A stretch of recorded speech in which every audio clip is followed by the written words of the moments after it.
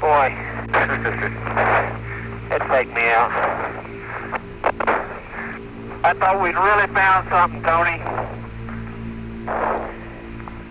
How's that, Charlie? Hey, we got a picture again. How you reading, Tony? 5 by Charlie. Okay. We had a little trouble pointing the antenna. Okay. Hey, Tony, this area here is on a, we're on a slope, away, about a 5-degree slope away from North Ray, and this big block that you'll see in a moment is downslope, filleted, predominantly downslope here. The surrounding terrain is covered with, not covered, but 10% with cobbles. It's very subdued on the meter-sized craters. In fact, it's a very smooth plain, but on a slope. The rock types here appear to be the same as we sample up on top. This station, So we'll get you a rake soil out in front of this big boulder over here. So 6. So we need to get the bags and stuff. Okay, and at this distance, that's where we figure we have to. That gives us. That's the little walkback line that I was talking about.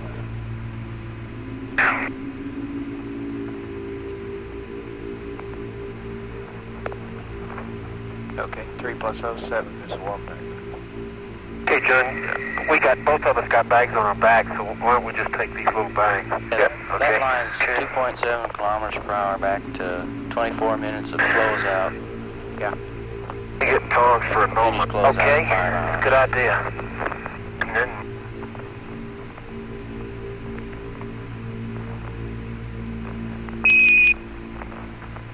Okay, Charlie, if you could grab the bottom of the gnomon in the sheath there, we could use that for a color and photometric scale. We won't have the level, but at least we'll get part of it. hey, good if there wasn't so much igneous soil on it.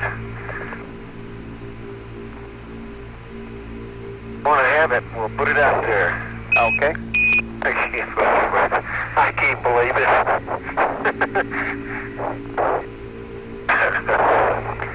Hey, John, see those about 4 or 5 little rocks right there? Yeah. Stick her down right there. And I'm sort of turned around here on my direction. I think I'm facing this south is over this way. Sun's up over Stone. Can't believe it. The sun is so high.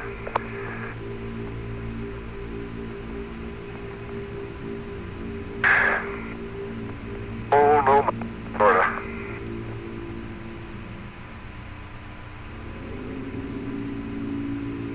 There's the down sun. And we'll up the slope adroitly like a gazelle.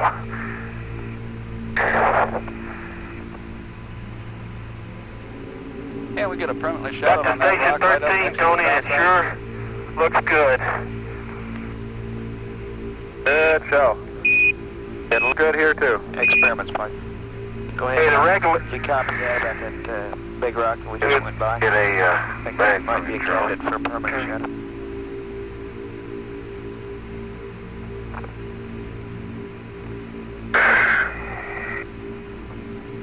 Yeah, we copied it, Mike. Okay, there's some glass in there, a black chip. One rake's got about 10 little... Okay. And the regolith here, Tony, is seems to be a little bit more loosely compacted than up on the top. Yeah, well, I can't get my gnomon in. That's okay.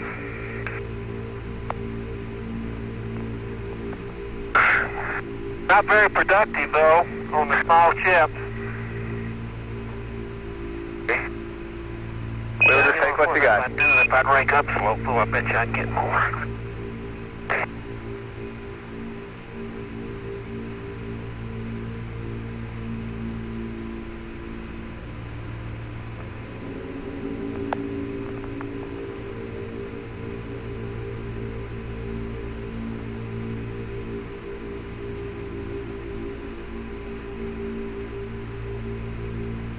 Now, here's the P4.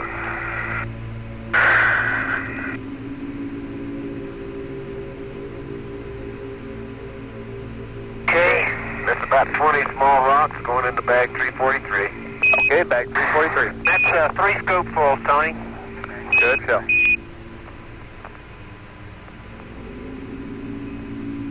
Flight science. Go. As soon as John is available, we'd like to Okay, go the up to soil. LPM. Right. Get another bag from him, John. Okay.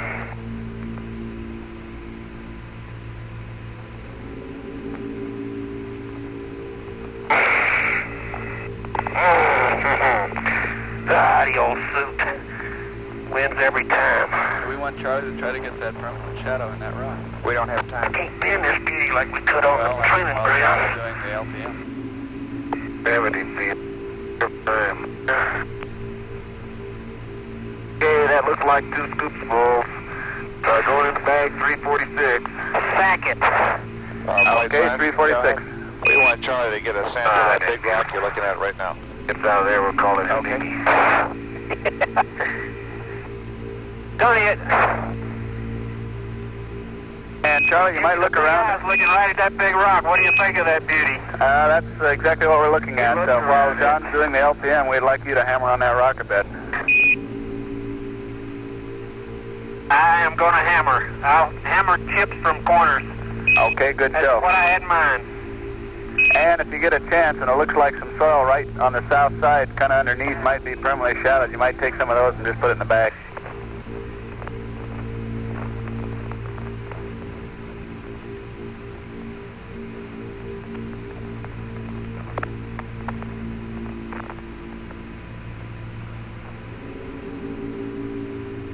Well, Houston, I didn't park too good to do the LPM. If I go 45 feet from here, I'm going to be in the middle of a crater. Is that okay? No, take a fairly level flat.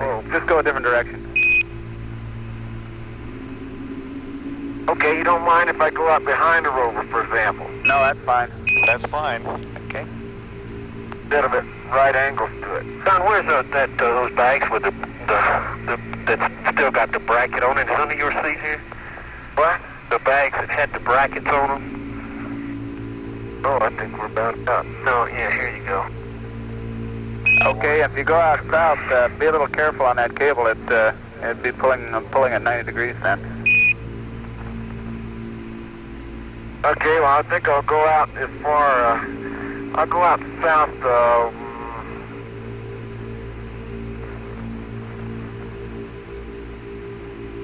about east-southeast. Okay, fine. It's off the starboard bow or something. Tony, we're about out of bags. Did we sample that much? Oh, you've been really packing them away. Yeah, we've only lost one set of bags here. Okay, here we go. Oh, we got a few left here.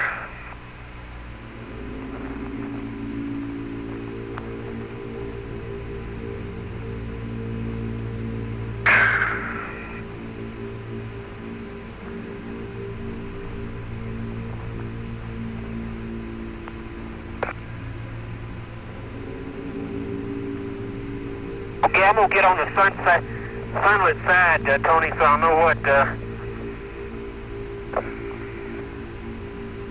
what I'm whacking on here. You know, Tony, that might be a permanently shadowed soil right in there. I think it is, as a matter of fact. It'll pass. Good show. Let's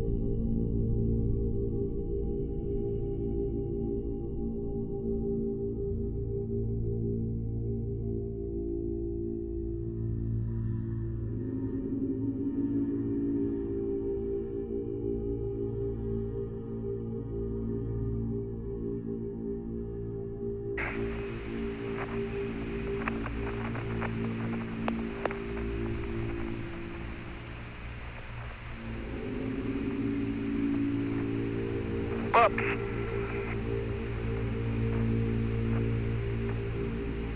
Oh, come out of there. Oh.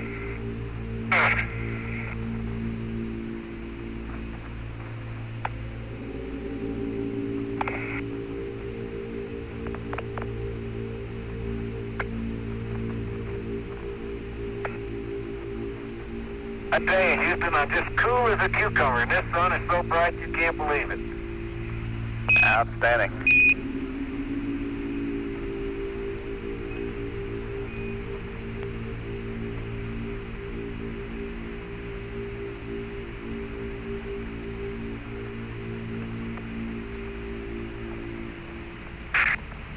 Okay, as you can tell on the big eye, we're loading up the, unloading the ETB into the commander's seat. Hey, your vice is in, Charlie. Super. John, I don't know, this film's gonna really bounce in here. I can't get it wedged in like I did. No, I don't think.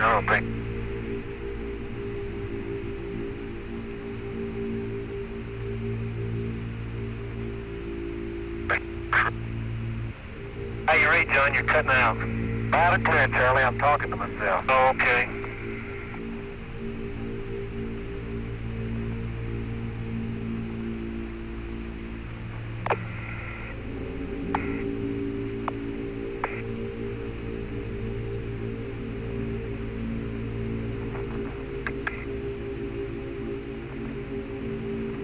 By golly, we did it again. But I would never thought that on the moon we'd run into each other right here at the seat, but we did it in practice every time. Every time. You're consistent.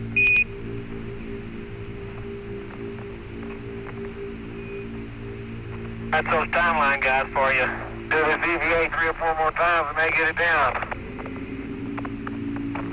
The sun compass goes under your seat. Maps are going over mine.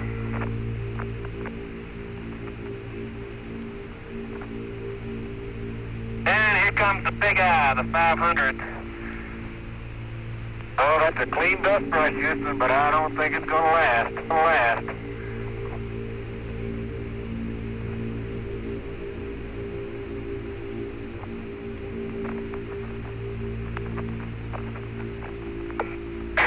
You can tell that the dust brush hangs in there pretty good. Pick up the front of the rover to see. The dust brush is latched.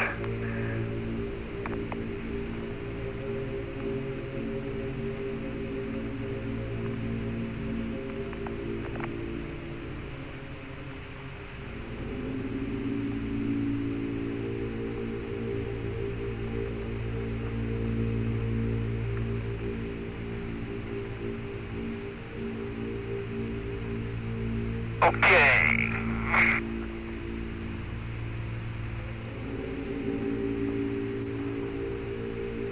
Okay, Charlie, where's the rake? There it is. Up there under the Duma Flicky. Oh yeah, it's the old Duma Flicky's got it.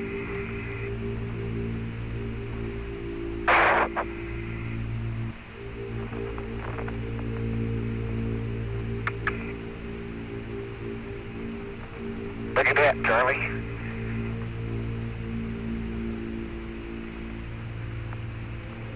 Okay. Your little camera fixed there with that bracket that always fell off.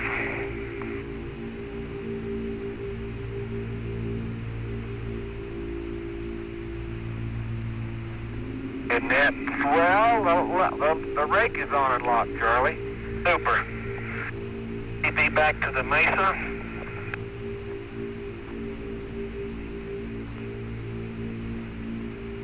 Okay.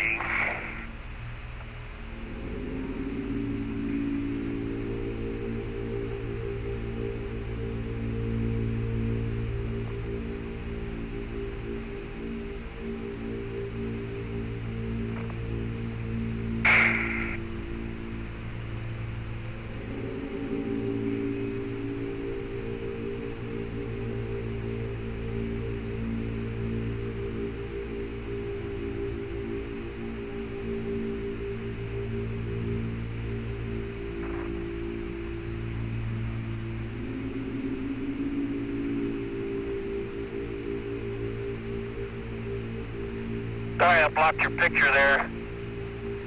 Sorry I blocked your picture there, Tony.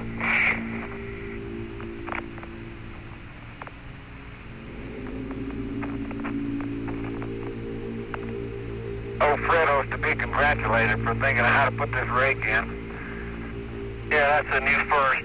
Darn right. That's good stuff. Save us a lot of work later on.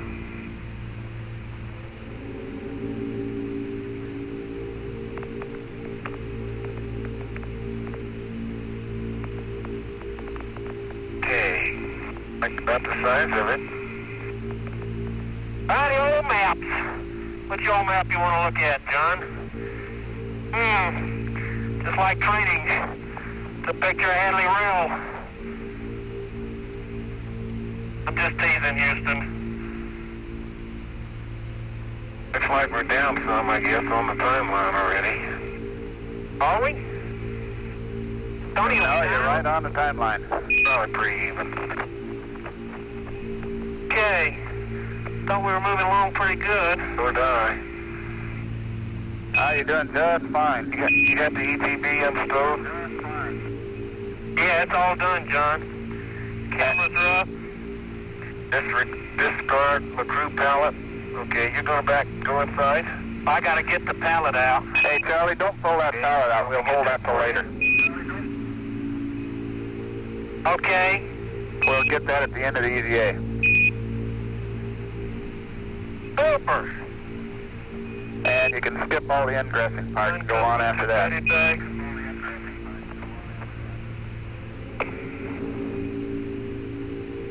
Okay, the SRC's next.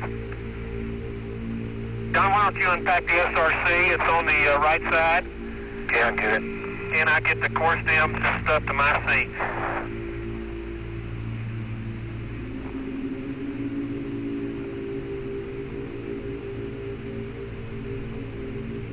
How come we can afford to skip that? I don't remember. Go ahead. Well, there's nothing. We haven't heard up that there. sun Well, the shield only go on reason we've had that to go in there TV was camera. take We the have car to down. check that Okay, out. right. And we can get the other stuff is just food and stuff. Yeah, The sun shield on stuff the like TV that. camera. Okay, Yes. I got you. That was a change. I thought it was something on that order. See, it would have been done a lot earlier, but the TV camera didn't go on the tripod. Okay. But Charlie, is one John leading You want to me? verify I'm that they put the sun shield dead on level the with the table on the... Capcom's like, Yeah, I did get it a little high. Yeah, Charlie. Want to verify that they did get the sun Okay, shield on the Joey, TV camera. That Percy Precision Young was coming right straight down when he hit it. We didn't move an inch on those foot pads. very good. Then would you verify that very good. Then would you verify that you got the sun shield on the TV camera? Not yet. We'll get it. Okay. That was going to be part of the pallet stuff. I'll get it. Don't know whether John can reach it or not. Now, it was going to be part of taking it out to the table, but we just skipped that part. Oh, that's right. Yeah, we did. Camel close. Oh, there goes that shield thing that came off. What shield thing? The thing down there. That's okay. Make it hard to close the box later on. Guess what? What, Charlie? I can't reach it. Here we go.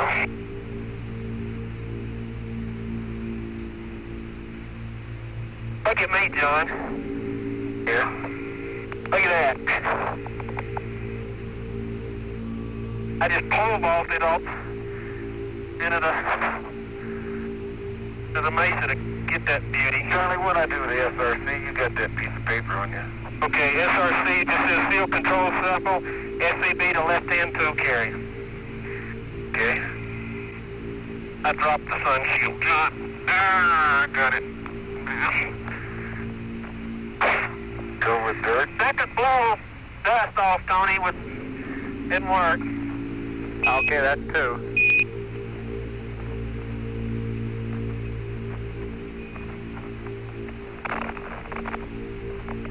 Okay, hold the camera there, Tony, and I'll put the sun shield on.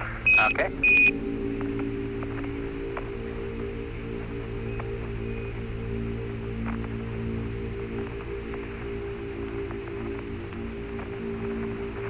Looks good. Yeah, it looks pretty good to me. Outstanding here. It's on straight. How about you?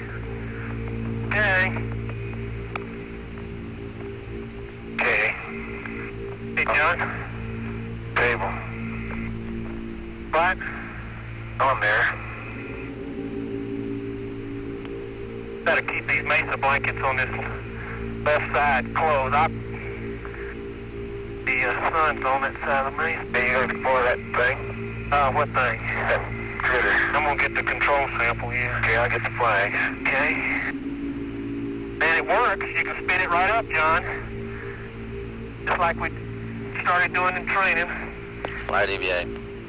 Okay, while you get the Got a little flag, I'll problem go here. open the Pull outfit the door. LCR, you pal it out and get that You know, CS another wow can in the 10 center. feet We'll back have a in little that, thermal we'd have problem with that can.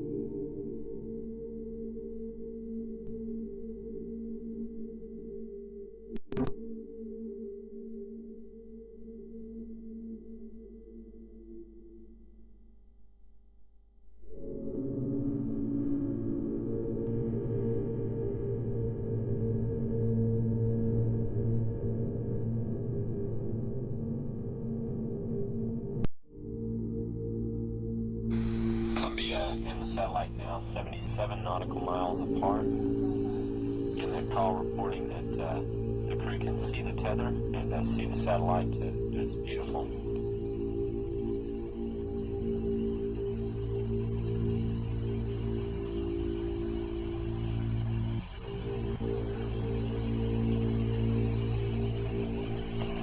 This view showing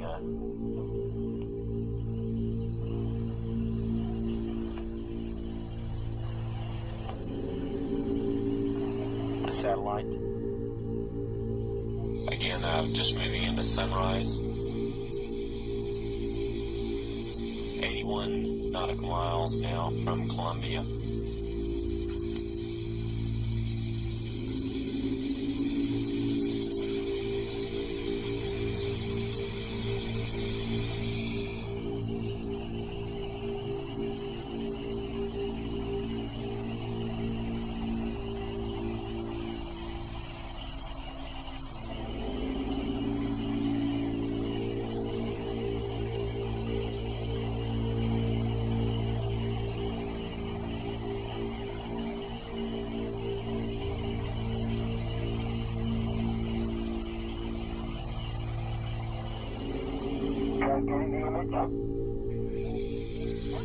Franklin, we see a long line, a couple of star-like things, and a lot of things swimming in the foreground. Can you describe what you're seeing?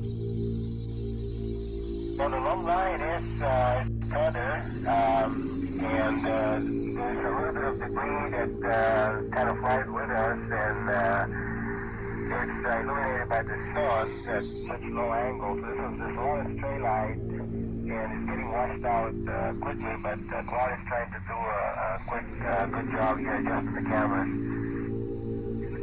Copy that. In that description by the crew, this is the tether in the satellite. The satellite was approximately 12 miles of tether still attached to it.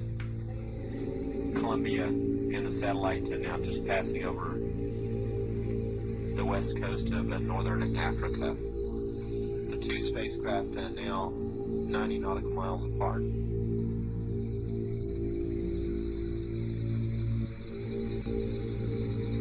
The controllers for the satellite did have communications with it during a close pass between Columbia and the satellite.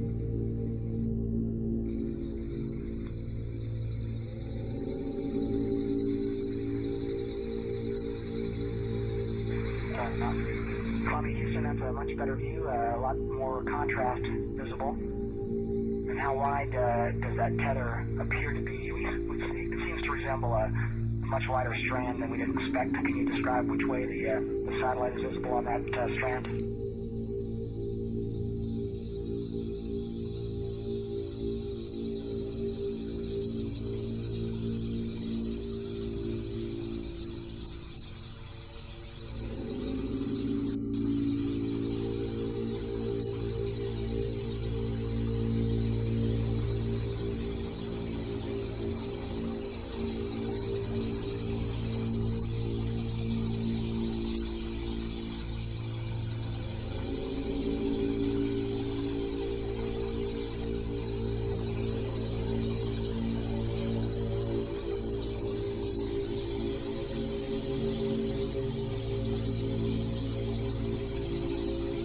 Satellite now 100 nautical miles. They completely consumed, and you have to put extent of the tether. That tether just to focus, but I can't get better than that. Okay, Claude. Thank you. Good to zoom in now. Columbia and the satellite now 77 nautical miles apart. And that call reporting that the crew can see the tether and see the satellite. It's beautiful.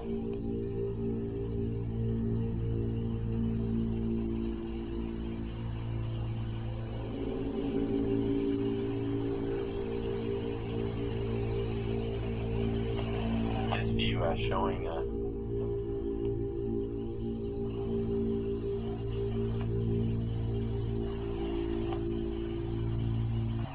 the satellite. Again, just moving into sunrise. 81 nautical miles now from Columbia.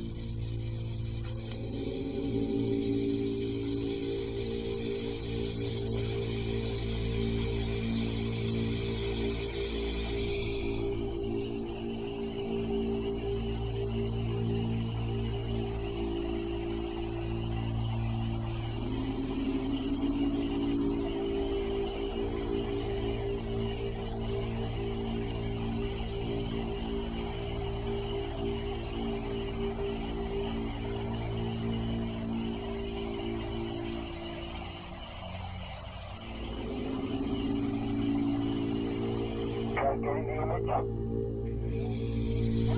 Franklin, we see a long line, a couple of star-like things, and a lot of things swimming in the foreground. Can you describe what you're seeing? Well, the long line is tether, and there's a little bit of debris that kind of flies with us, and it's illuminated by the sun at such low angles. This long straight light, and it's getting washed out quickly, but Claude is trying to do a quick, good job here adjusting the cameras. Copy that. In that description by the crew, this is the tether in the satellite. The satellite was approximately 12 miles of tether still attached to it. Columbia and the satellite are now just passing over the west coast of northern Africa. The two spacecraft are now 90 nautical miles apart.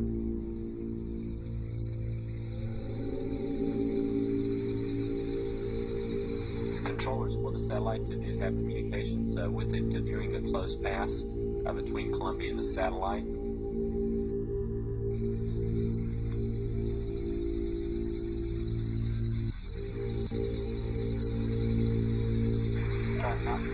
Columbia, Houston, that's a much better view, a lot more contrast visible. And how wide does that tether appear to be? It seems to resemble a much wider strand than we'd expect. Can you describe which way the satellite is visible on that strand?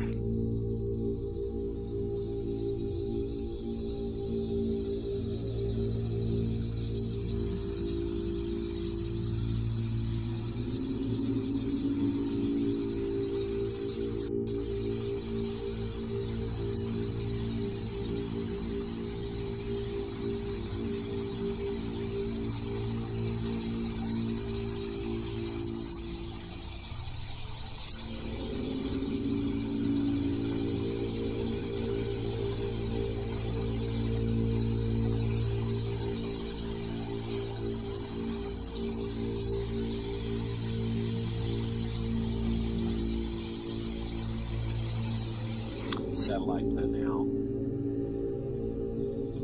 100 nautical miles. They completely cut through, and you have the full extent of the tether. That tether just the focus, but I can't get better than that. Okay, Claude. Thank you.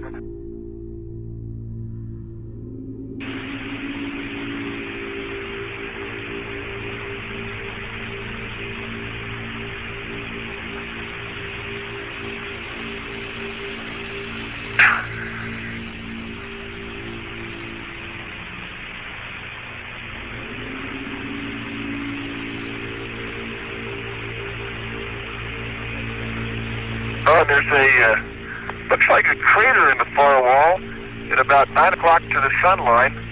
There's a round, a circular depression, almost doesn't look like the kind of crater that would occur in a slope like that. There's no buildup at the bottom. It's the rim seems to be fairly parallel to the slope of the rill. Get that one. Okay, Dave.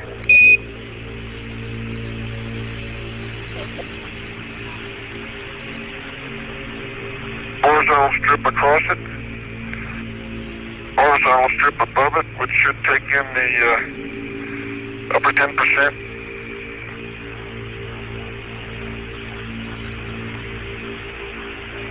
Vertical strip through it. Let me know if I get in your way, Dave. Yeah. So looking to the south along the rim, along the this side of the rill.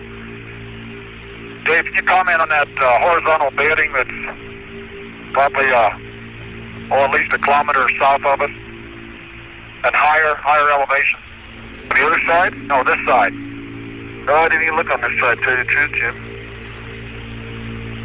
Oh, I can see a couple outcrops on the far side, which look like they might be in place at about the 40% level of the rill. Very large boulders with fractures in them around it.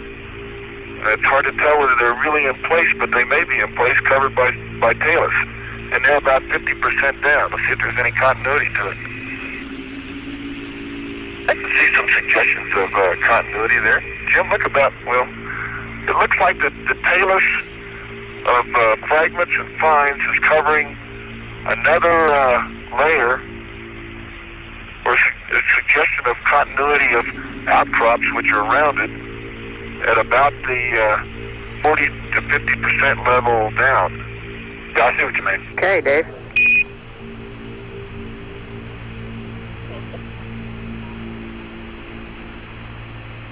Horizontal strip across it. Horizontal strip above it, which should take in the upper 10%.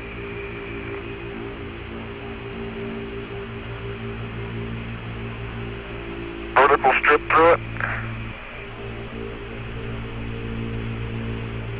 Let me know if I get in your way, Dave. Yeah, looking to the south along the rim, along the this side of the rill. Dave, can you comment on that horizontal bedding that's probably at least a kilometer south of us, and higher elevation? On the other side? No, this side. No, I didn't even look on this side, to tell you the truth, Jim. Oh, I can see a couple outcrops on the far side, which look like they might be in place at about the 40% level of the rill. Very large boulders with fractures in them, rounded. It's hard to tell whether they're really in place, but they may be in place, covered by talus. And they're about 50% down. Let's see if there's any continuity to it.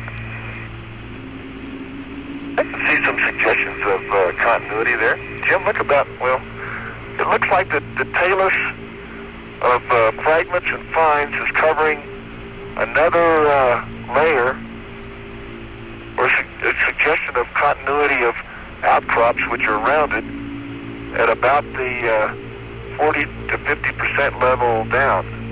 Yeah, I see what you mean. Yeah. See that? All the way across. Yeah. It's worth a few pictures. You know, I'm really surprised that the bedding is as obvious. Frame number, Dave. Yeah. Okay, let's summarize real. Oh, frame number. Yeah. 76. Okay. I guess that'll do it for here. Okay. To summarize here, I think we see from the top to the bottom one distinct layer, about 10%, which has multi-layers within it, and another at about 40%, which looks like a solid unit of a somewhat tanner hard rock, but it's covered with fines and talus. And we haven't seen to the bottom. I think we'll get a chance to look further down. Dave! Hang on. Yeah.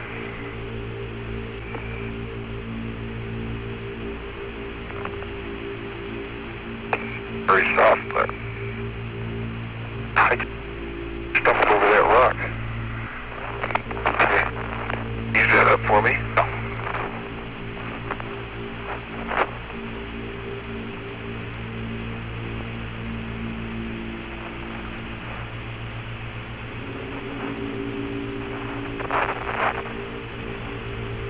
Let me get down before I get it.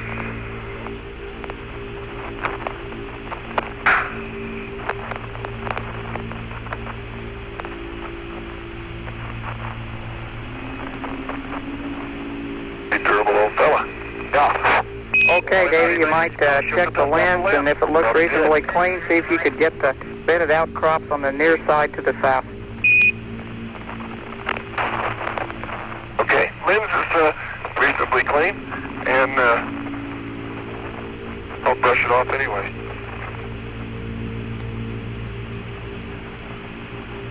Dodge that or blow on it.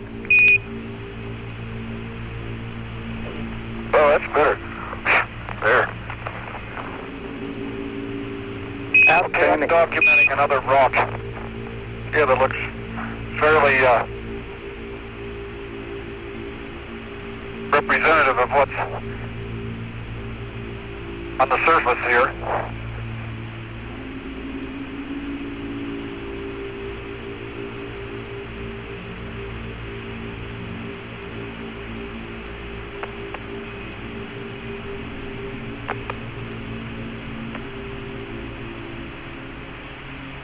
Okay. I got the stop down to 8. I can do down there. See what I was talking about down there, Dave? No? What do you see? I see horizontal banding. Oh, yeah, I see what you're saying. Somewhat looks like it might be dipping very slightly to the east. Yeah, right. You can see the exposed upper surface of that layer. Yep, you're right.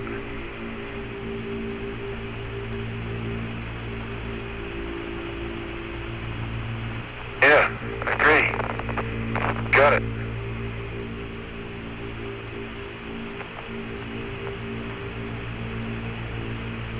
If you're going to shoot some more, I'll go out and get some more rocks there. Let me come help you. Oh, you pick a few. Yeah. Okay, that's enough 500. And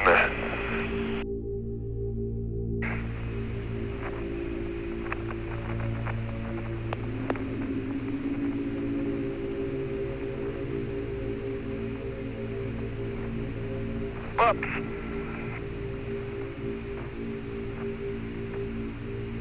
Oh, come on up here.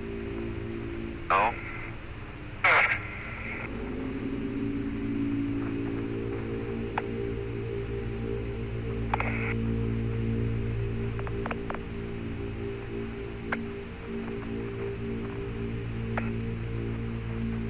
I tell you, Houston, I'm just cool as a cucumber, and this sun is so bright you can't believe it. Outstanding.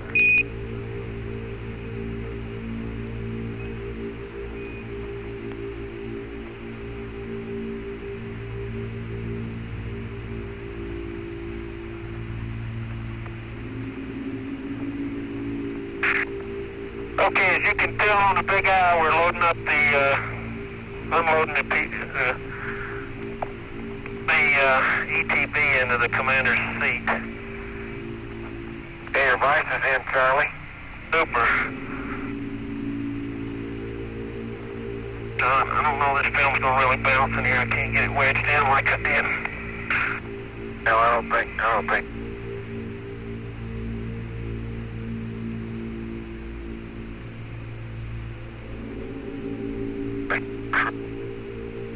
Hey, you're right, John, you're cutting out.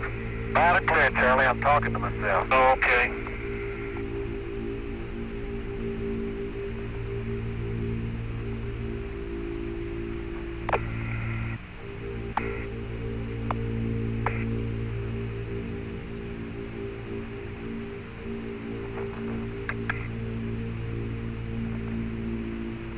By golly, we did it again. But I would never thought that on the moon we'd run into each other right here at the seat, but we did it in practice every time. Every time. You're consistent.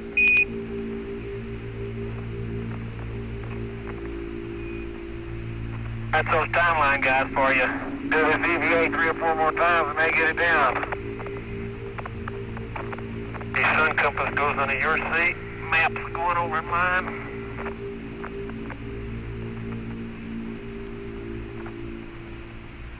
And here comes the big eye, the 500. Oh, that's a clean dust brush, Houston, but I don't think it's gonna last.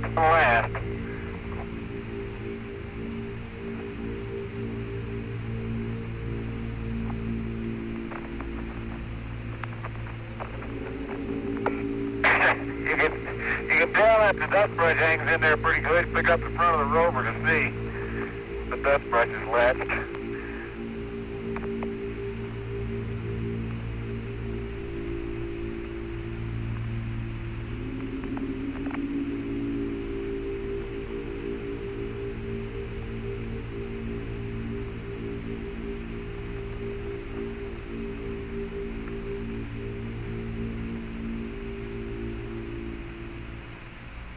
Okay.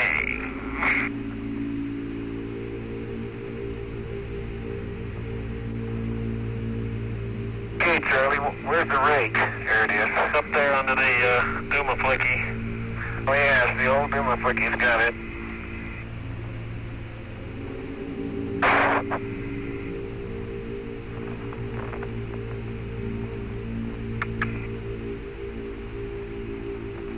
Look at that, Charlie.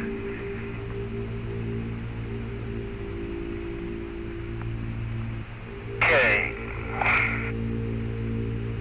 Your little camera fixed there with that bracket that always fell off.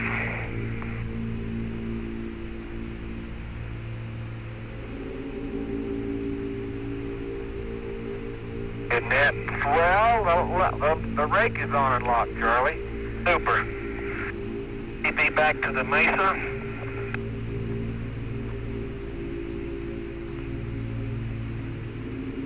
Okay.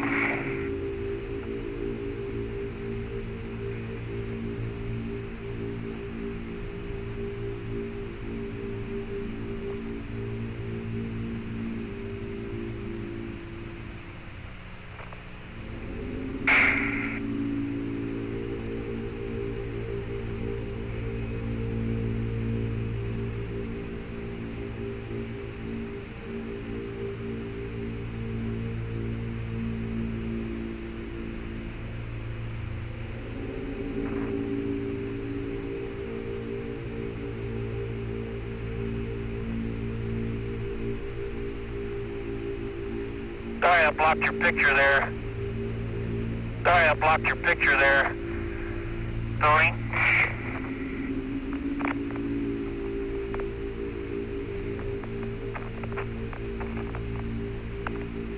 Oh, Fredo's to be congratulated for thinking of how to put this rake in. Yeah, that's a new first. Darn right. That's good stuff. Save us a lot of work later on.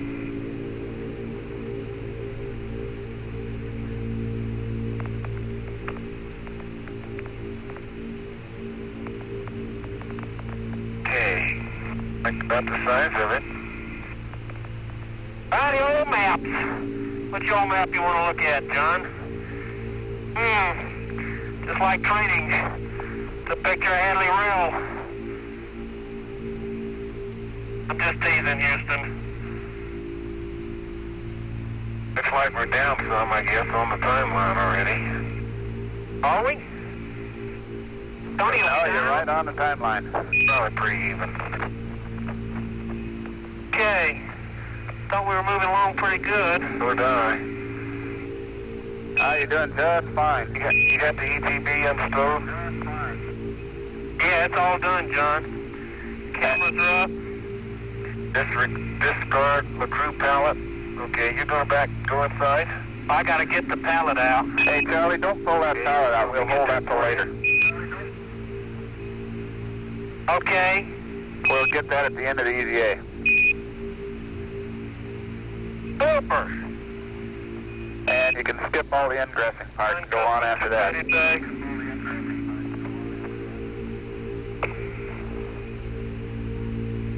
Okay, the SRC's next. John, why don't you unpack the SRC? It's on the right side. Yeah, I'll get it. And I get the core stems and stuff to my seat.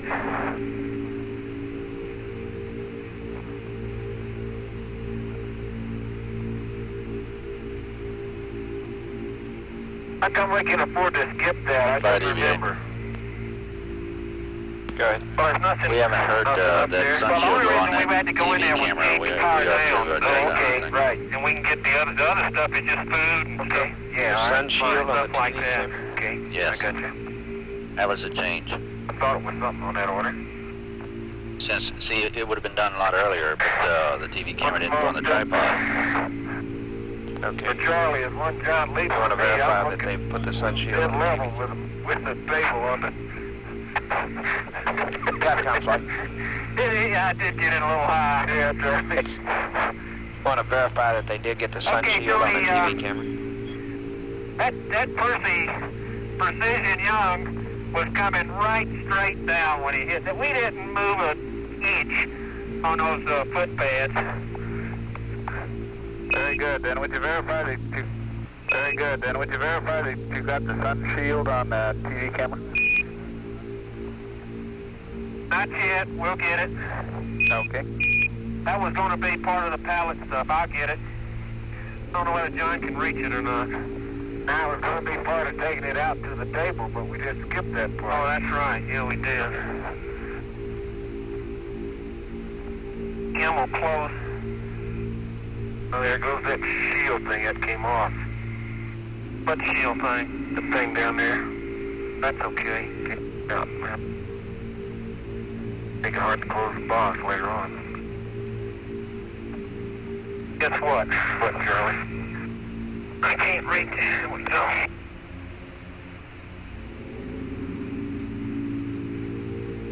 Look at me, John. Yeah. Look at that. I just pole vaulted it up into the mesa to get that beauty. Charlie, what I do with the SRC? You got that piece of paper on you. Okay, SRC just says seal control sample, SCB to left-hand tool carry. Okay. I dropped the sun shield, John. I got it.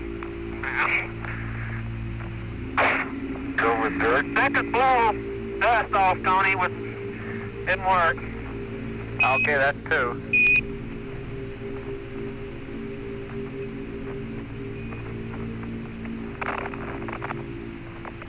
Okay, hold the camera there, Tony, and I'll put the sun shield on. Okay.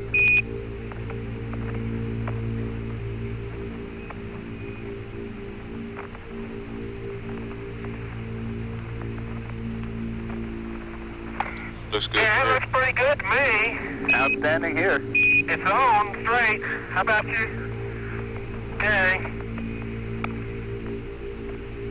Okay. Hey, John. Table. What? On there. Gotta keep these mesa blankets on this left side closed. The sun's on that side of the mesa. Hey, you gonna explore that thing? What thing? That critter. I'm gonna get the control sample here. Okay, I'll get the flag. Okay. Man, it works. You can spin it right up, John. Just like we started doing in training. Flight EVA. Okay, while you get the Got a little flag, I'll go bound up on the pull outfit the door. LCRU pallet out and get that You know, CS another flower can in the 10 center. feet We'll back have a and little that thermal we'd have problem with that can. Boy, it'd take me out. I thought we'd really found something, Tony. How's that, Charlie? Hey, we got a picture again. How you reading, Tony? 5 Charlie. Okay. We had a little trouble pointing the antenna. Okay. Hey, Tony, this area here is on a, we're on a slope, away, about a 5-degree slope away from North Ray, and this big block that you'll see in a moment is downslope, filleted, predominantly downslope here. The surrounding terrain is covered with, not covered, but 10% with cobbles. It's very subdued on the meter-sized craters. In fact, it's a very smooth plain, but on a slope. The rock types here appear to be the same as we sample up on top. This station, So we'll get your rake soil out in front of this big boulder over here. 06.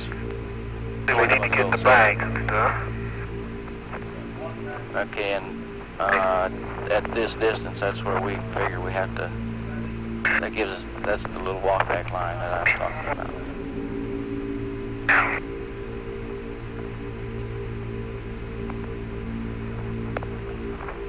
Okay, 3 + 07 is the walkback. Okay, John, we got, both of us got bags on our backs, so why don't we just take these little bags? Yep. Okay. That line's 2.7 kilometers per hour back to 24 minutes of closeout. Yeah. We get tongs for a moment. Close out Okay, 5 hours. good idea. And then,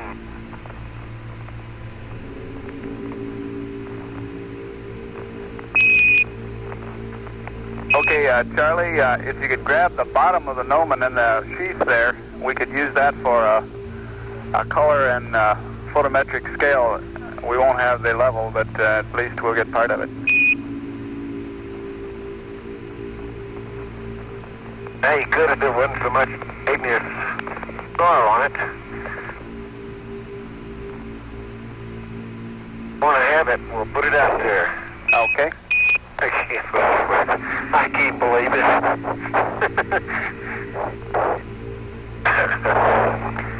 Okay, John, see those about 4 or 5 little rocks right there? Yeah. Stick her down right there, and I'm sort of turned around here on my direction. I think I'm facing this south is over this way.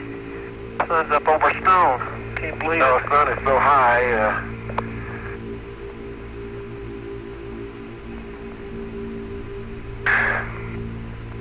Oh, no, sort of.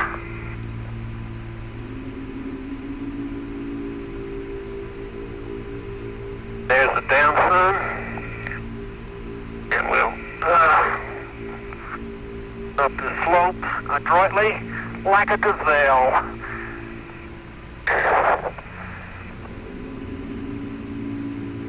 Yeah, we get a permanently shot That's on that station rock right up 13, next to Tony, the and it south sure looks good. Good show. It looks good here too. Experiments, Mike. Go ahead. Hey, the regular... You copy that about that big rock that we just went by? Get a I think that might be extended for a permanent shot.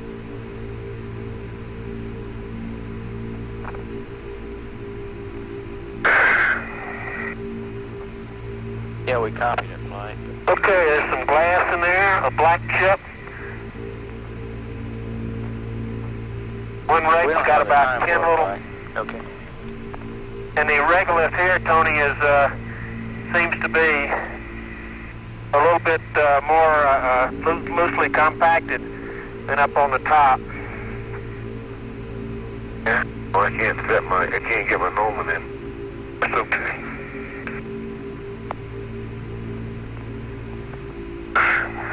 Not very productive, though, on the small chips. Okay. We'll just take what you got. If I'd rake up slope, though, I bet you I'd get more.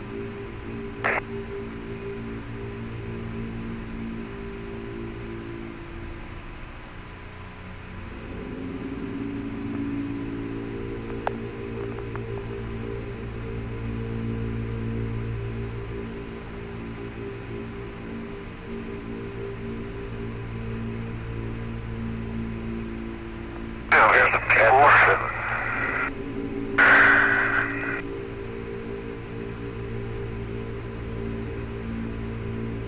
Okay, that's about 20 small rocks going into bag 343. Okay, bag 343. That's 3 scoopfuls, Tony. Good show.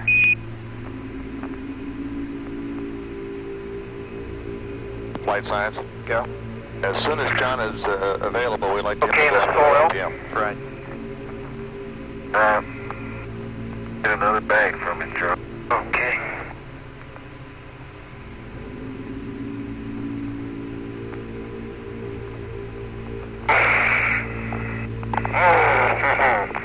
The old suit wins every time. Do we want Charlie to try to get that permanent shadow in that rock? We don't have I time. can't bend this beauty like we could on the training while ground. we're doing the LPM. Gravity field. Time. Okay, that looks like 2 scoopsfuls. Going into bag 346. Sack it. Flight Okay, science. 346. We want Charlie to get a sample of that big rock you're looking at right now. Gets out of there, we'll call it Okay. Tony, it. And Charlie, you might look around. Looking right at that big rock. What do you think of that beauty? That's exactly what we're looking at. Look While around it. John's doing the LPM, we'd like you to hammer on that rock a bit. I am going to hammer. I'll hammer chips from corners. Okay, good That's show. what I had in mind. And if you get a chance, and it looks like some soil right on the south side, kind of underneath, might be permanently shadowed, you might take some of those and just put it in the bag.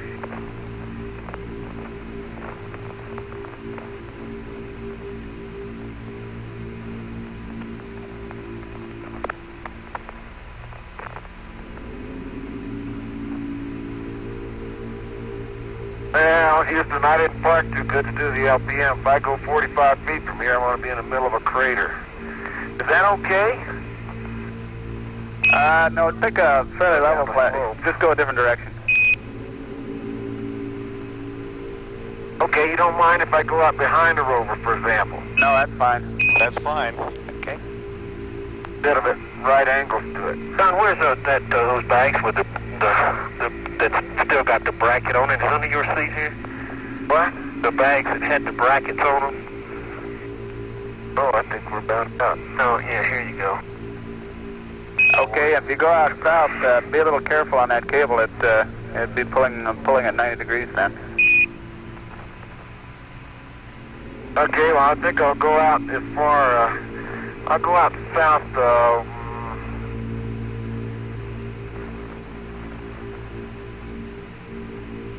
about east-southeast.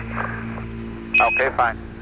It's off the starboard or something. Tony, we're about out of bags. Did we sample that much? Oh, you've been really packing them away. Yeah, we've only lost one set of bags here. Okay, here we go. Oh, we got a few left here.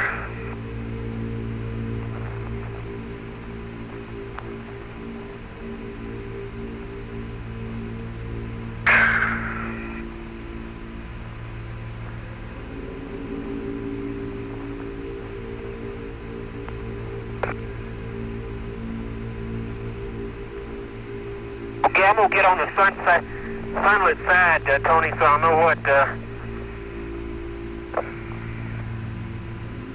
what I'm whacking on here. You know, Tony, that might be a permanently shattered soil right in there. I think it is, as a matter of fact. It'll pass. Good show. Let's... And 278. Copy that. And out of sheer curiosity, how far back from what you would call the edge of the rill are the two of you standing now?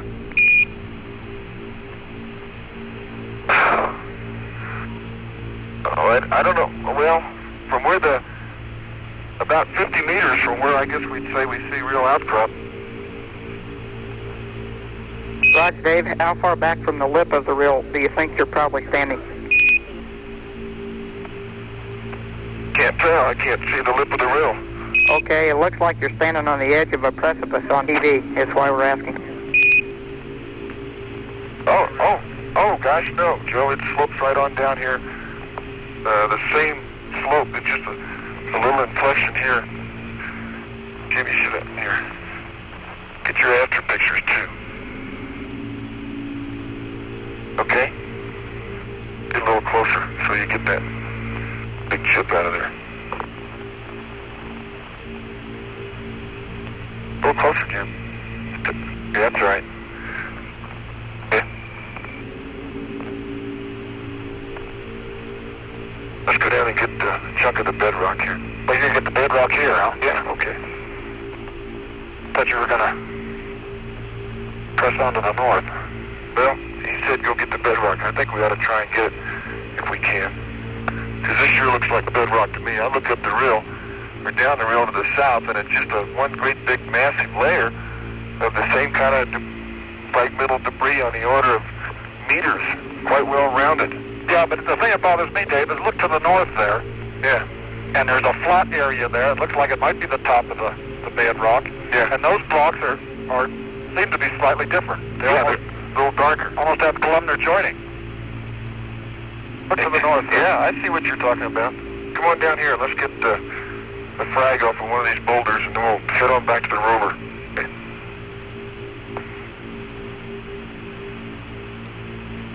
It's a good one.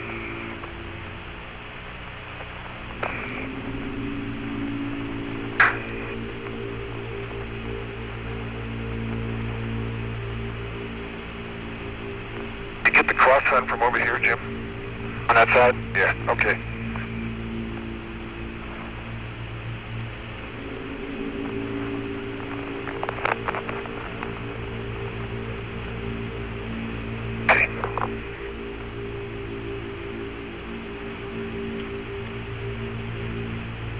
Thanks for the pictures.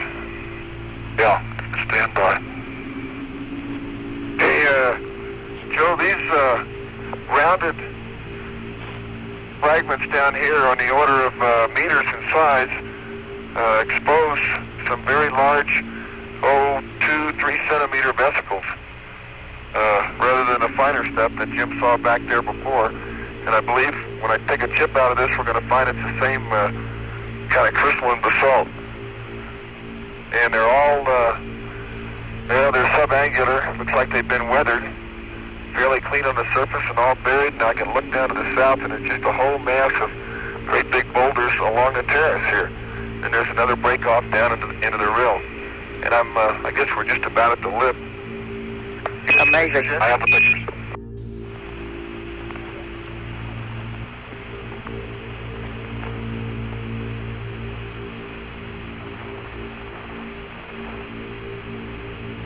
Beautiful stuff.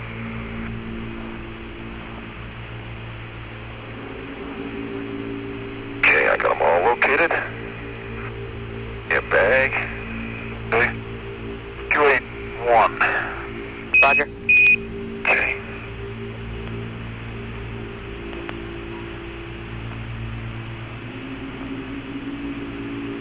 I had them located. Right here, Dave.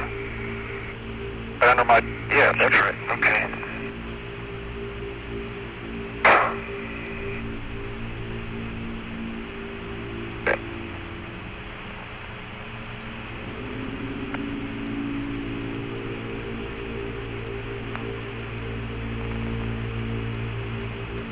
Okay, this is it's like a darker, fine grain, black, vesicular basalt with vesicles on the order of millimeters, non-uniformly distributed.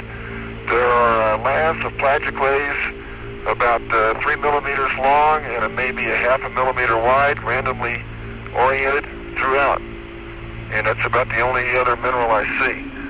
And that, you get the number on that? Yeah, I gave it to him. There's one other frag down here that fell that I got. Let me get a couple of rounded ones here too. This is just on the surface. I can't tell what that is, but we'll put it in anyway. It's representative of surface material, at least fragmental surface. Okay, why don't you zip that one? Here, let me zip it. You can take the after picture, Jim. Okay. Boy, it hurts not to have two cameras. Oh, well.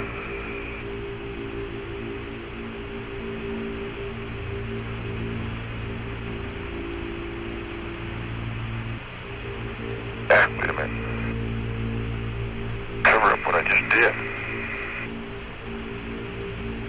Okay, I have it. Okay.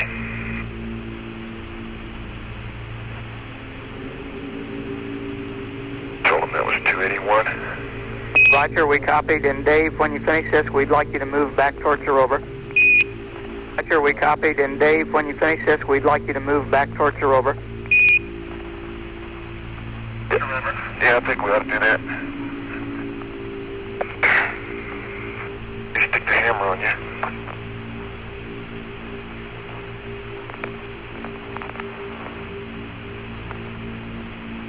Boy, what a rock. I just wonder if that rock to the north of there is the same. I don't know, but maybe we could stop there for the, maybe it's stereo pan. Yeah. Okay, let's head back to the rover. Right on, Dave, and we want a rake sample near the rover, and the soil sample with that, and a double core, please. Okay. Yeah, good. At affinity, F8 at affinity, and maybe take another one up here, another 15 or 20 meters or so. Get a good stereo down to the south.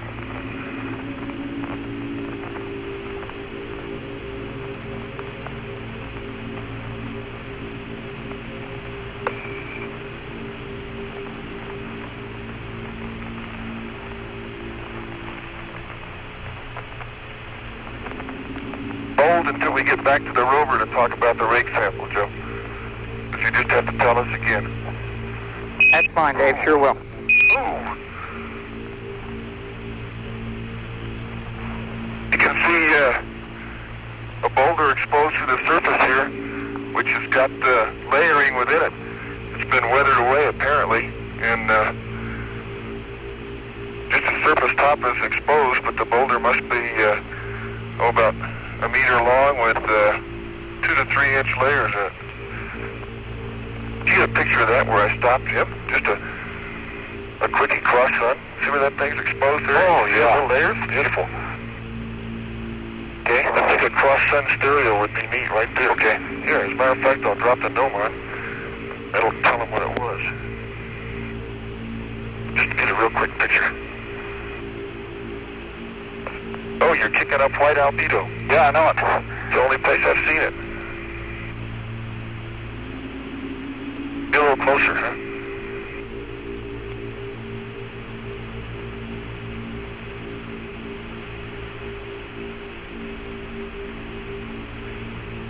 Okay, good. Too bad we don't have time to pick some up, but we'll get probably pieces. Good footing.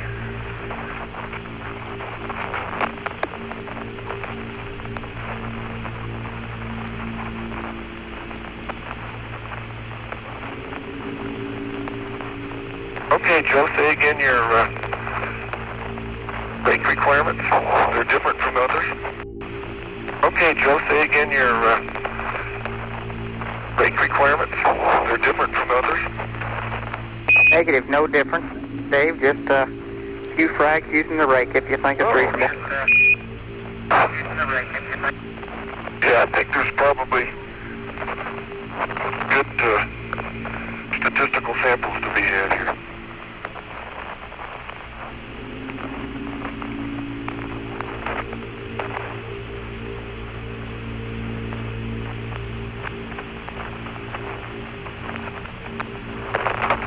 Go, partner. Here, why don't you hand me the camera? Oh, that's right. Okay. Yeah, I will. You can take the pictures. Yeah.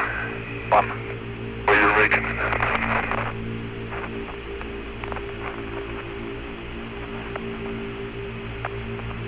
Take it off. Be faster.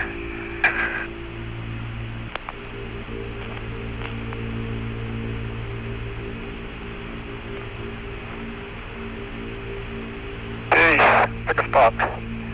I'll rake. Why don't we take a few steps down, Jim? Okay.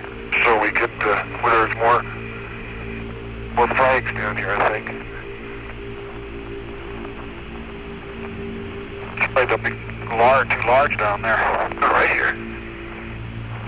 A good spot.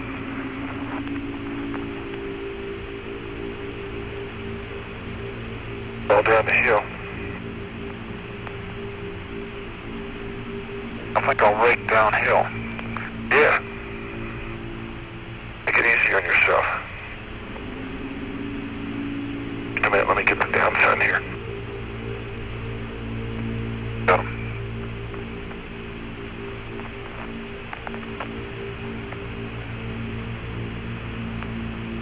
Have at it, partner. I'll pick us out a route to go when we leave here. Get up to North Twin, and there's a nice outcrop up there too. I need a bag. Yes, sir. Okay, 282. Oh, gee, I just walked right into your area. Sorry. Oh, you got some? Looks like some mass, vesicular basalt, non-vesicular basalt. Do it again. Oh, you got some? Looks like some mass, vesicular basalt, non-vesicular basalt. Do it again.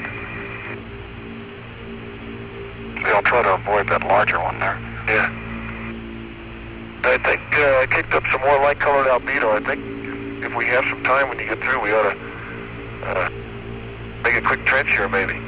Looks like maybe the upper couple of inches might be the dark gray, and below it the very light gray albedo.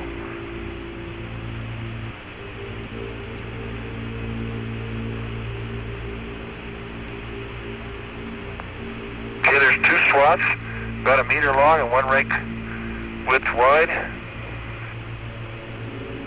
Okay, Davey. And are those frags? Down about, I'd say. Yeah. Outstanding. These frags that I have in my hand, yes, they are. He's getting about, 8 to 10 in each one, and it seems like there's a fair variety in there. Wouldn't be at all surprised. Good. Hey, do it once, let me move the Gnome on here. They can reconstruct that. Take another swath over here, so. If it's back, so I can take 2 swaths if you want. Yeah, I think we're getting something here. Yeah.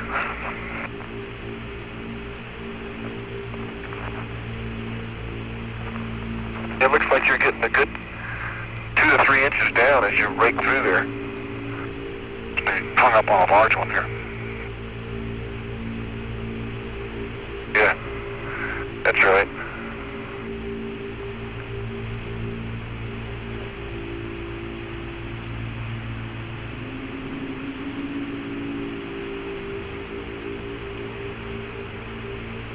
Okay, all right, take another one. Take one more, we'll fill the bag. Hey, Joe, how about a quick single core here? Yes, sir, or maybe even a double core. We think you can probably drive 2 of them. Okay, I think we probably can too. I was just giving you a little bait there. Roger, a piece of cake compared to that drill.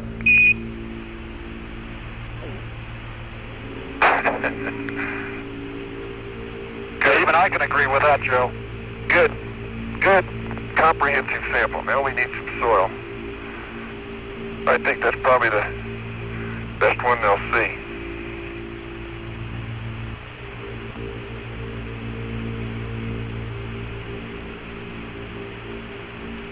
Okay. Soil.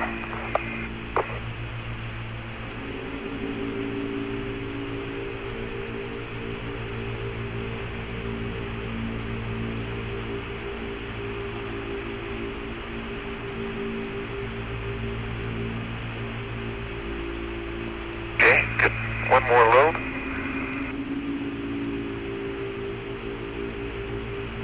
There's a big rock in there, huh? Okay, there you go. Okay. Okay, maybe one more. Let's get a full bag full. A comprehensive to end all comprehensive. Yeah, I think this is a #1 kind, Joe. Jump onto that, or you can put it in my pack while I zip this. Okay. 283 for the soil. Give him the number for this one? Yeah. Good. Close it up. Wait a minute, here, I'll hang you this one, the other one too. Oh, okay. Yeah, I'll get yours. It's right.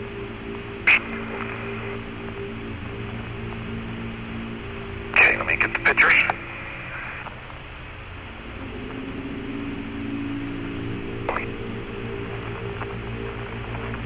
Let's now go up and take the rake off. Yeah, get it up from the core. Good idea. Sounds good, Jim.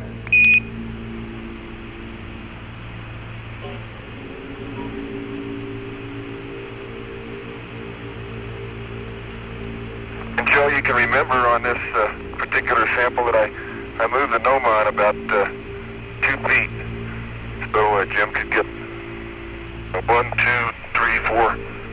I guess we got 1, 2, 3, 4, 5 swaths there. Roger. About 1 meter each.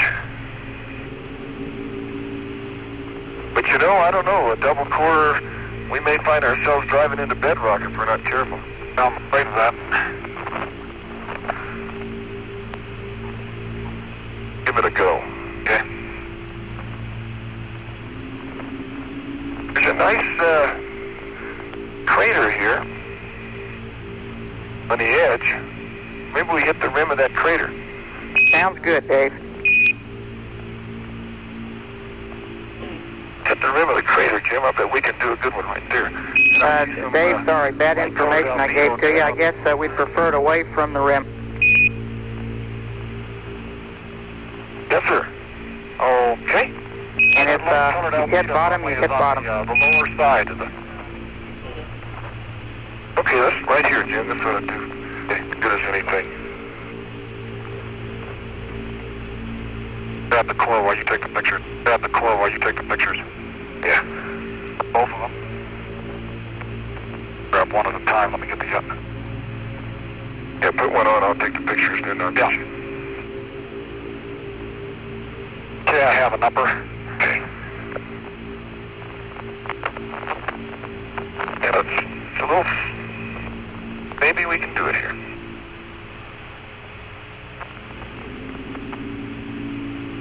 Jim, did you call the number? 09. Thank you. 09 or 60? We'll figure it out. Now that light-colored albedo normally occurs on the lower rim, or the downhill rim. Yeah, go ahead, Jim. Get the other core. You're right. I have it if you'll pull the thing and... Yeah, that's good.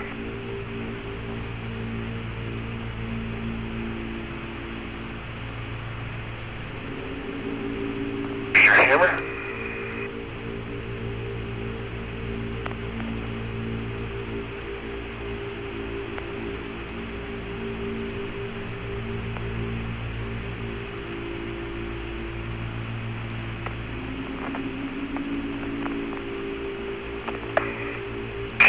Ready to take your picture? It's in position. Okay. I have the picture. Pushing. Good. I'll push a little more. Yeah.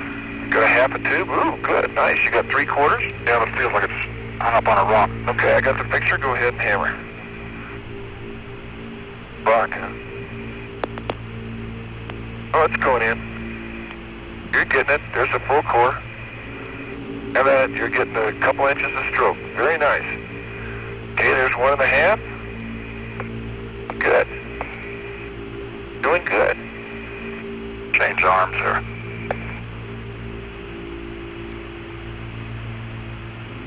Notice when you hit it, the whole ground around it raises up. We're about an inch away from the core. You've got about 3 more smacks and you ought to have it all the way in.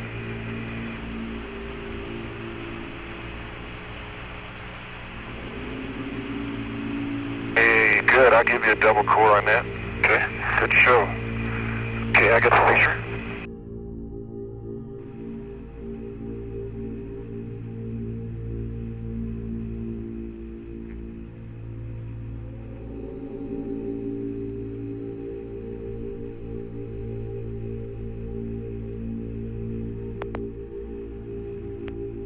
Hello, Houston. How do you read now?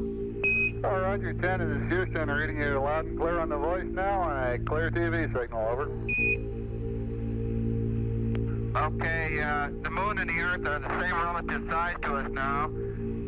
The planet Jupiter is easily visible about five diameters from the moon. We can see stars within 6 diameters of the moon. Anything within that is washed out.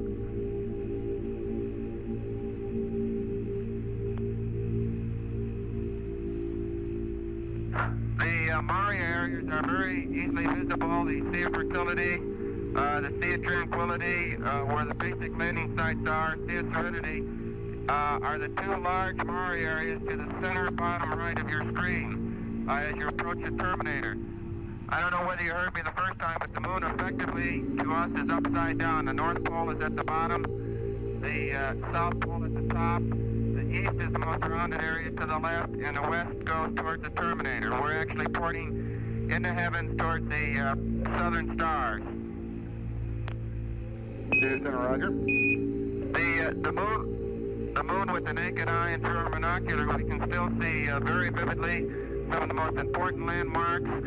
We can see Apollo Ridge, which we crossed over and used as a basic IP for our approach to landing site 2. We can see some of the smaller craters that surround our landing site area are clearly visible to us yet at this time. And I might add that the moon from this position is quite an awesome sight. I hope that this picture is giving you the detail, the resolution that we see with the naked eye here. Roger, we're getting very good resolution on the black and white monitor here at the console, and I guess we all wish we could be up there with you looking at it firsthand. Well, Jack, you and the folks that are seeing us are watching us leave the moon, and we're moving away, as you see this picture, Bruce, at about 3,500 miles per hour. So if the picture looks like it's getting smaller slowly, it really is. Roger, James.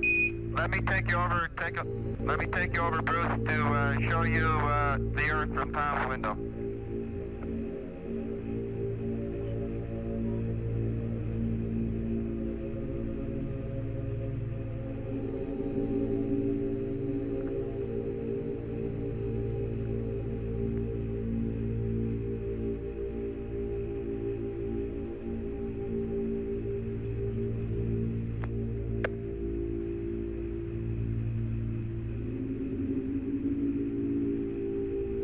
At this time, you should have the Earth coming through on your set down in Houston, over. Roger, we've got it. Okay, Houston, Apollo 10, we're looking at the Earth out our left window. We're now approximately 168,000 miles on our return journey to the Earth, and again, relative to the Earth, we're traveling approximately 3,500 miles an hour. As you can see the Earth there, actually it's upside down with the white cap as the North Pole. And since most of you watch your TV sets can't turn upside down very easily, what I'm going to do is turn this camera over upside down since it's no trouble for us. See if that will work.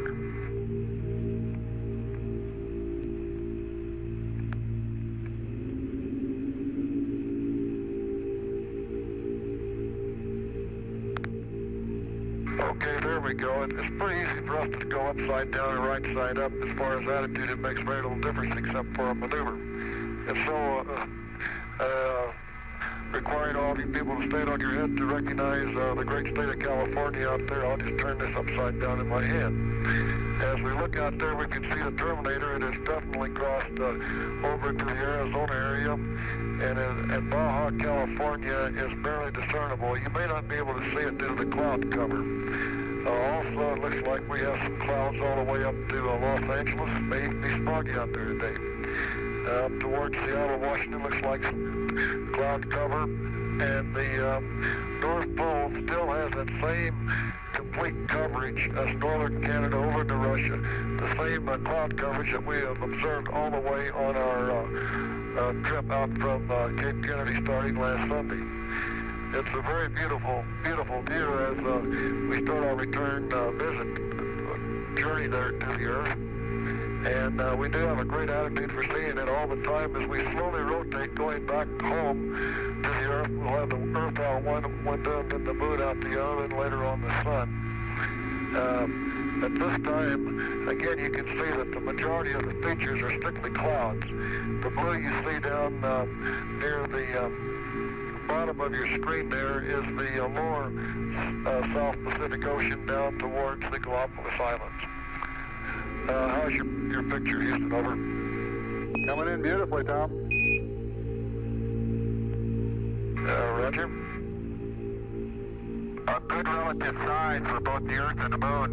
Tom mentioned one. Another one might be if you took a nickel and held it about 18 inches from your eyeball. That's what the size of the Earth, the diameter of the Earth, and the diameter of the Moon appear to us at the present time. Roger, understand this tennis ball at arm's length?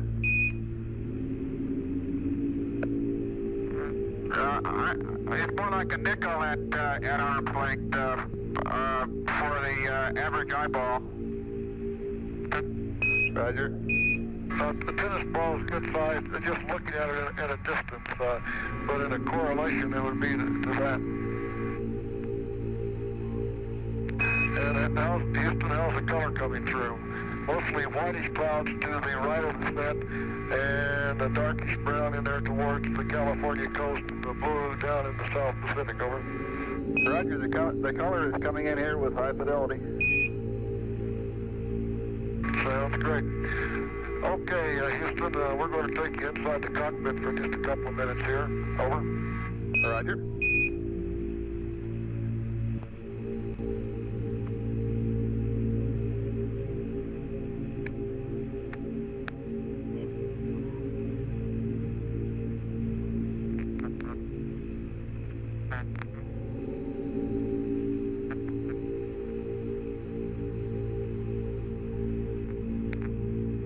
Okay, we got the interior scene. Looks like you're looking at the dosimeter, the radiometer there.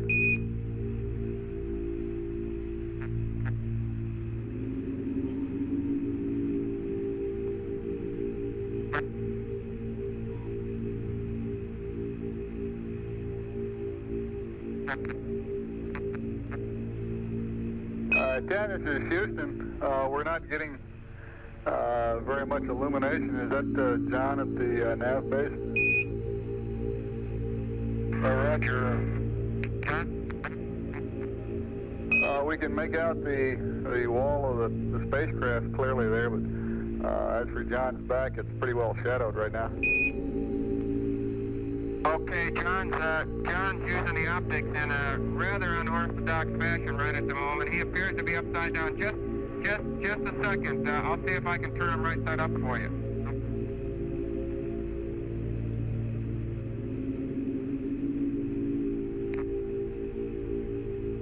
Okay, now we have John right side up, but the spacecraft is upside down. We've still got a problem here. Stand by.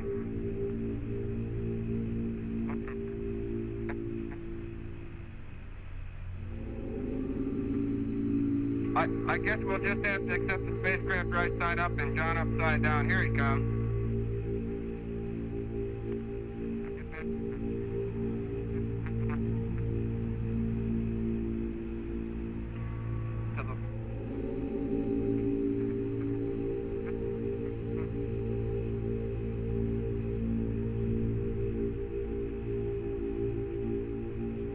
Okay, that's a lot better. That's what the average space navigator looks like after 543 marks. You can observe the patch over one eye to help him adapt.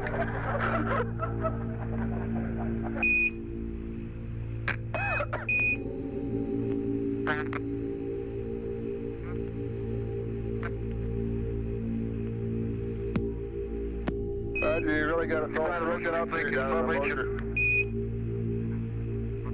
Well, you might think it was some ancient pirate, but actually this is what the modern-day space navigator looks like after all the marks there that he's been taking. He's done a fantastic job on determining the altitude of the moon's surface and shooting all the star sightings. Over.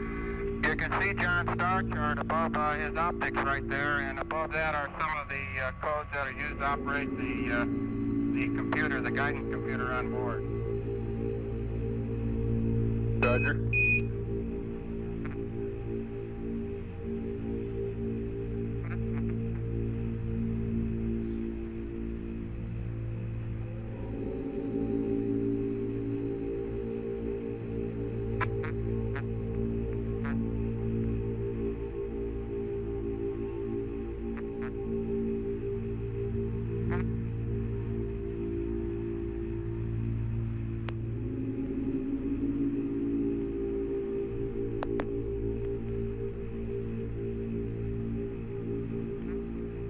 Okay, this is what happens to the optics in zero gravity.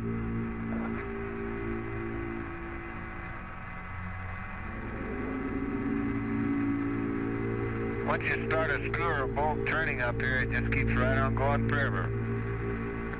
Just absolutely no friction associated with operation of moving parts. That's why we have to stick everything together with glue. And since they've been rotating like this, I've lost both of them at least once. And you don't think it's hard for a one-eyed guy to find something like this when it's running around the cockpit. You're not with it.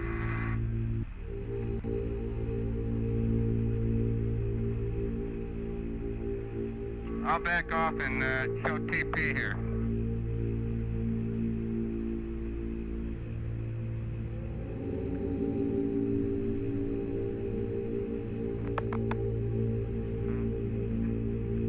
Okay, we've got Tom on the screen now.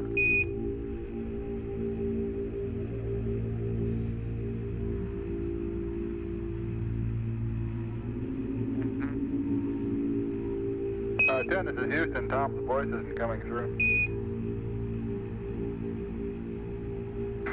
As you can see, all of us have grown a little bit of a beard in the 6 days since we left Cape Kennedy. It's been a fantastic voyage out here. And it's certainly been a sight, and we hope we've been able to share a part of it with you by sending back some pictures.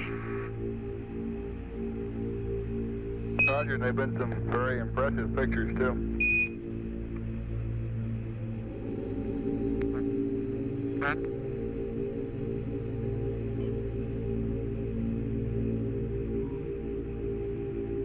Again, just like we showed you one time before, once you're in zero gravity and you're adapted to it, it makes no difference whether you're right side up or upside down. And we have been floating all over the cockpit doing chores, making attitude maneuvers, shooting stars, as you can see John there.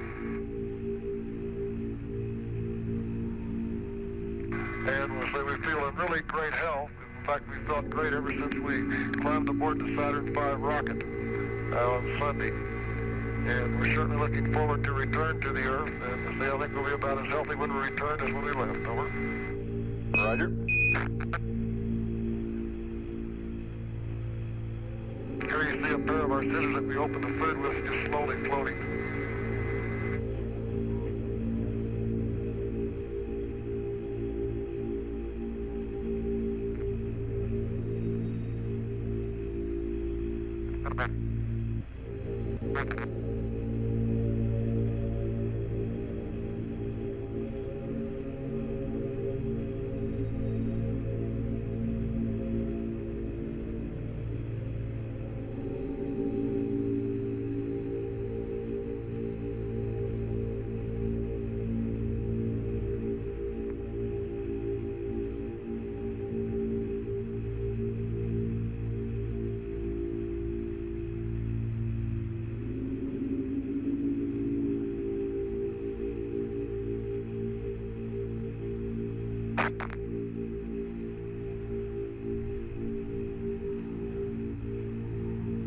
Okay, we'll go over to the right side of the cockpit. And here's Gene Cernan.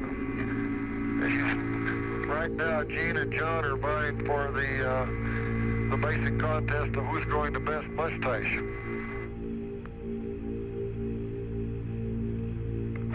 For Jack Smith's sake, this is how we take targets of opportunity.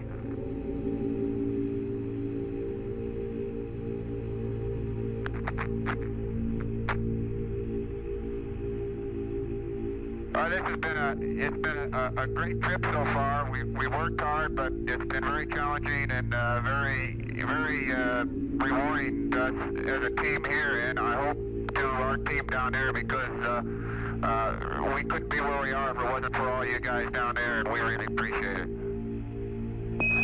All right, Dan, I'll pass it on to everyone here in the Mocha on the other shifts. And I guess it goes without saying that we admire the fine performance that you all have turned in up there.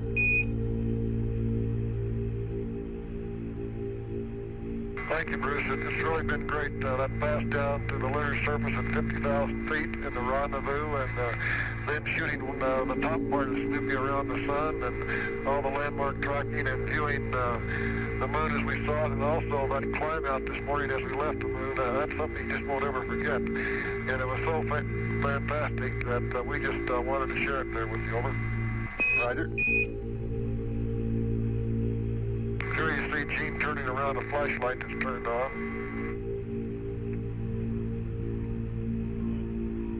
Now, one thing we use in the spacecraft, because we do have the problem of zero-G, is some material called Velcro, and here you'll see Gene putting a light on one of the knobs, and John is also putting a pencil there.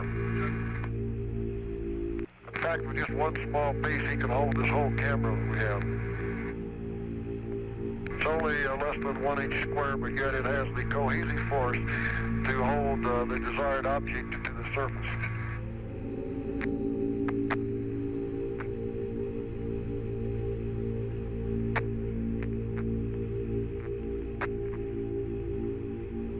Well, we're going to end our TV cast now by again just showing you the Earth and the Moon for one quick glance, and Gene will take the camera and point it out to the Moon.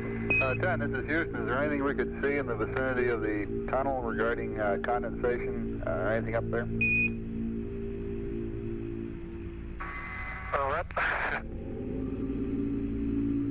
Well, we'll take you up in our tunnel there. We got a lot of gear stored in it.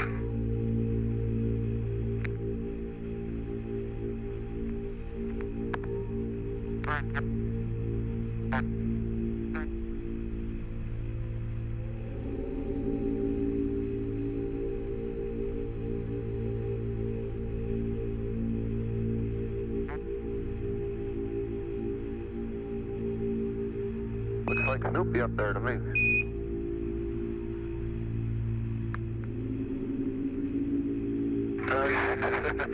You better believe that might be a part of Snoopy.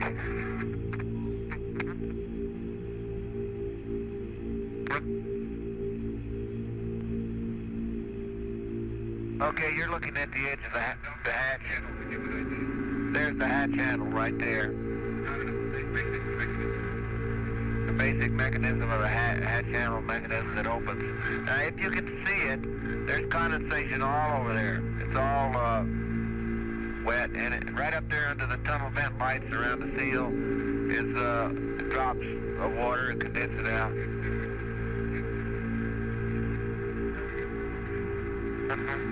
Can you see that water on a tube? Does it show up on a monitor? And there's condensation on the walls of the tunnel as far down as the top of the hatch surface.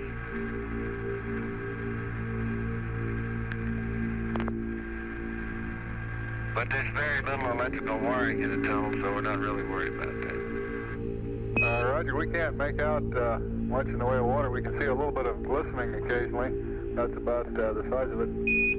That's it. Well, there's a thin film of drops all over the hatch, and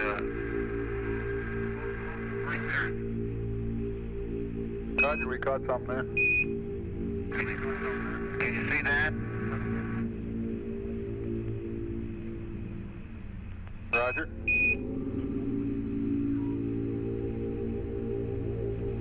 That's the same type of film that's all over the hatch and the tunnel walls. So a lot on the hatch, on the pressure equalization valve. Look at it right there. Roger. Bright shiny spots are water.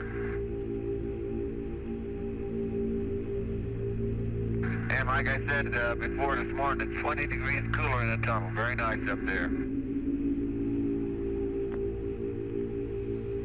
The pressure equalization valve is covered with water. Well, every piece of equipment in there, particularly the steel pieces around the rim of the seal and the pressure equalization valve, are covered with a thin film of water drops.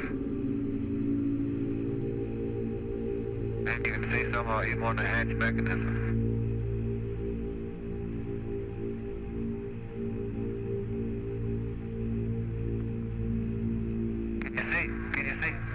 Can you see the alignment arrows? Yeah, that's that you used to align the hatch with? Right, the alignment arrow comes through nicely. Yeah, in fact, we could read, I guess it was gearbox disconnect a few minutes ago. Roger. This hatch weighs about 80 pounds, a little better. And at 1G, and in that, with the man, it has very great difficulty positioning this thing and installing it and locking it by itself. In zero gravity, it's extremely easy to manipulate and operate, and it was even easy to wrestle it by these hoses the other day, which we had to take it out, put it in 2 or 3 times while we were checking out the lunar module, which was attached just above this hatch. but it was a piece of cake to haul it in and out. Reports like that are good news for our AAP package handling problem.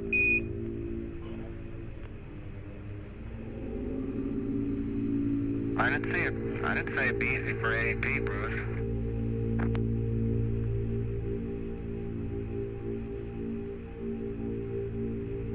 I don't believe you can see it, but there's some big drops of water about the size of a quarter right where John's putting his hand up there right now. Right opposite that tunnel light and opposite the end of the hatch handle. It's on the vertical portion of the hatch.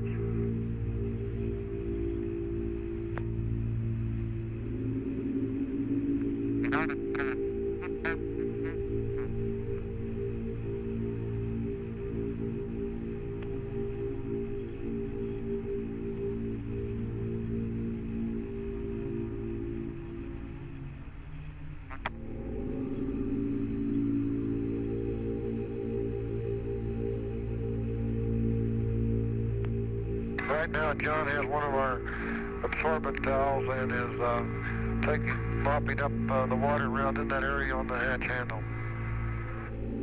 Roger.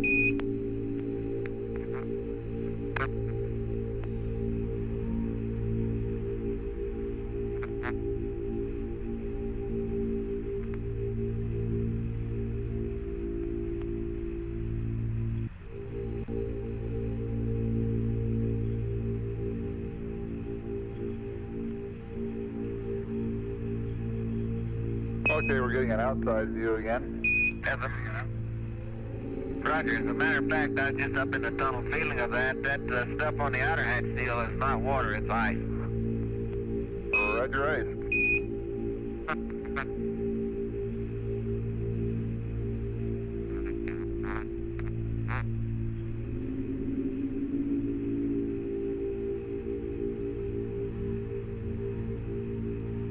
Okay, Gene is going to focus in on the moon there. I think he's got it. Over.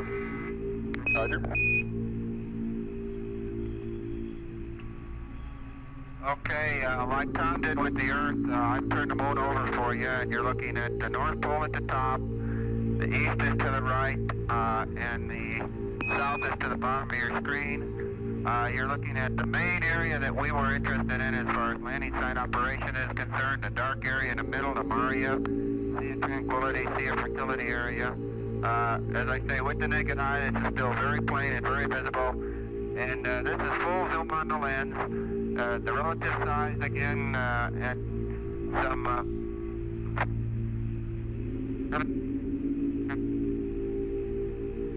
about 40,000 miles away, both the Earth, from the moon, about 45,000 miles away. Looks like fills up the size of about a nickel at about 18 inches.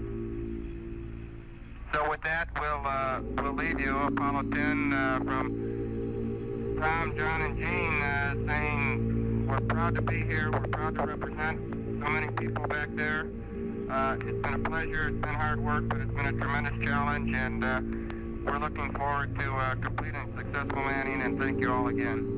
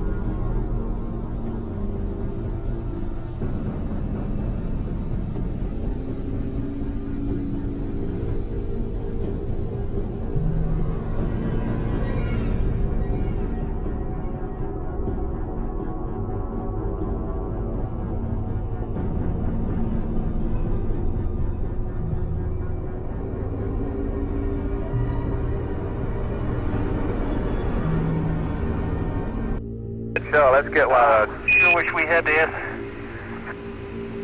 Okay, I'll do it.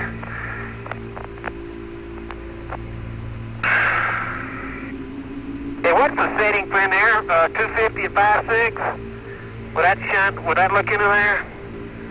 Let's try that.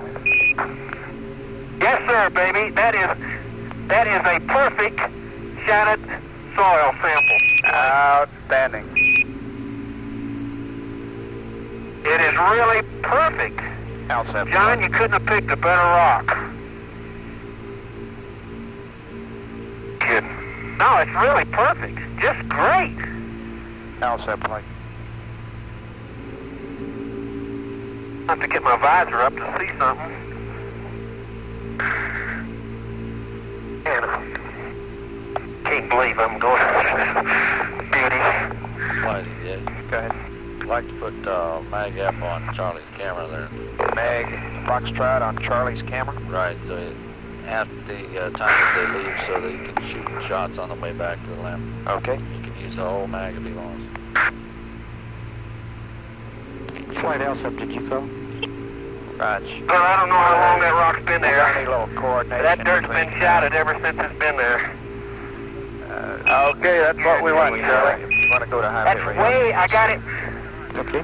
I got it from about a meter up under there, Tony. Good show. The mortar package, if it's behind the mortar package. And I'm sorry, but it's going to have to go in a little plastic bag here. We get to station 10. That's okay. And it's number 426. Okay, bag 426. Any chance of getting soil underneath that now for the control? Negative. No, we're going to high bit rate before we get there, and we're driving in. Underneath And about the shadowed, you mean? which is, you know, Right, underneath where you just touched, just dig deeper. That way.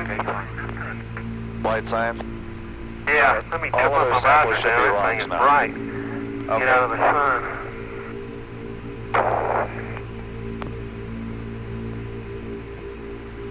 Flight experiment. Yeah, I can get that. Go ahead, experiment. Okay, we saw on the TV a while ago that they got another caution flag on the rover, and we believe that's battery 110. Okay. That's about 100 grams, Tony. Maybe 200. That's all we need. Okay. I forgot to turn that thing on before I left the rover.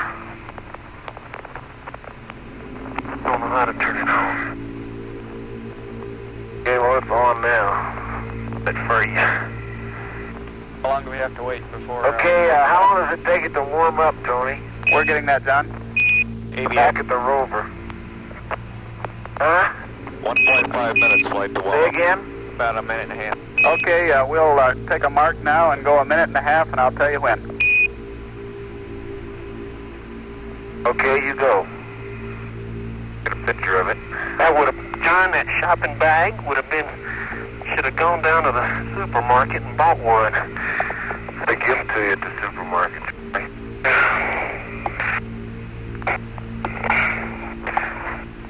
See how that sample bag is,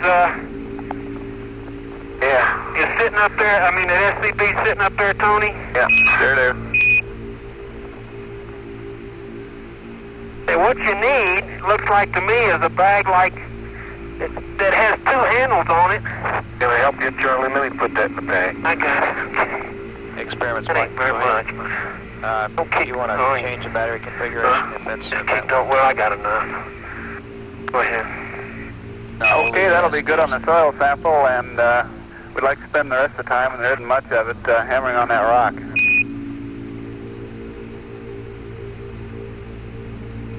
Okay, there's about 50 grams in the control. That's fine. It's going in the bag 427. Okay, 427.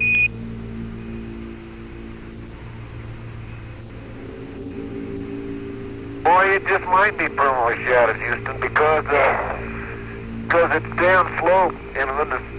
Golly. I think it is. John, I reached back in there pull your visor up and look under there. I reached in there about 2 to 3 feet, looked like to me. Oh, that there is one of those gopher holes. Yeah. Hey, John, you think you can push that one over? Do that in West Texas and you do that in West Texas and you get a rattlesnake. Here you get permanently shattered soil. One thing about this rock is it has some, this is the one that I noticed when we're coming up the way that has some, these holes in it look like vesicles, Charlie. Yep, they sure do, big ones, biggies. No, I'm out of film, I think. Couldn't be zap holes. Hey, John? Nothing. Okay, Charlie, we'd like your magazine Foxtrot on your camera.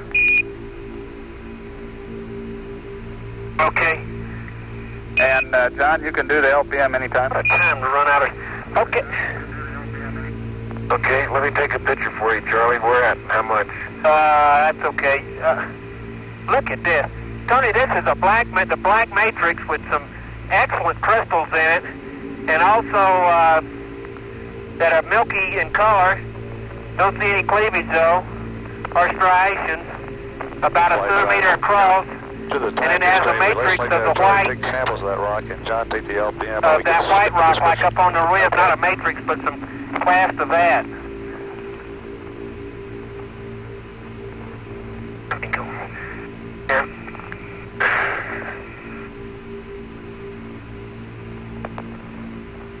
Tony, say again the mag. You'll need magazine Foxtrot, and we're about out of time here. We'd like to test the Okay, go ahead, John. I'll take the LPM readings. Okay, 161, 711, 117. 160, 711, 120. 160, 712, 117. Okay, we copy that, John. Lights are down. We'll copy the flight. Okay.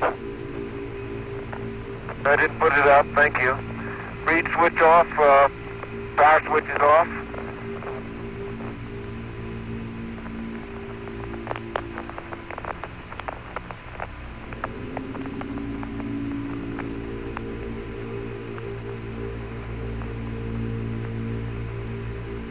Okay, Charlie, just get a couple of samples there, and you should be about ready to go then when John gets that reeled up.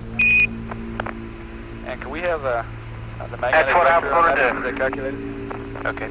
Yeah, he's doing it now, but We're done here. go ahead. Yeah, I just want to verify you want to keep driving on bat 1 over. Okay, I got a couple of, a handful of chips there.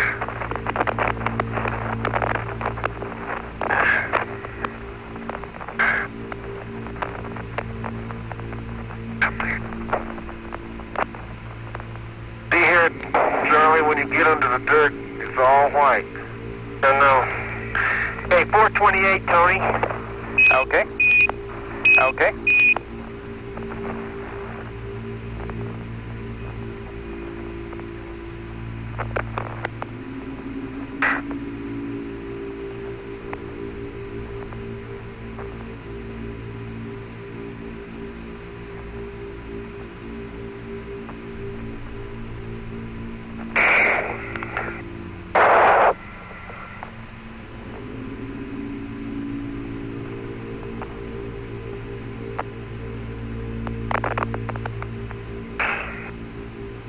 Great place to pick it. Two great places to whack it. Oh, red.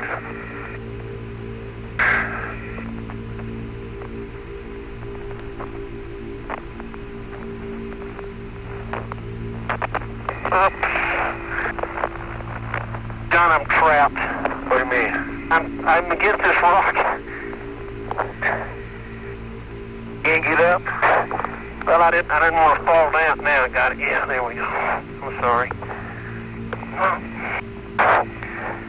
Give me a hand.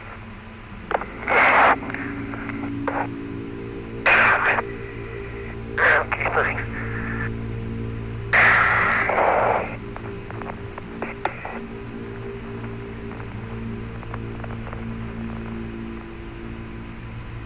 Flying experiments, Joe. Yeah, well, let's keep it in the same configuration we're in now, and battery 2 is warmer than battery 1. Okay, Tony, I got 3 chips off the rock, scattered over about a 2 meter 2 meter area. One of them's too big to go in the bags, but the other, the one's right now going in 429. Let's get going. Okay, 429, and we'd like you to go back and start loading up. Okay, I am. Get this other rock. Okay, I am. Get this other rock.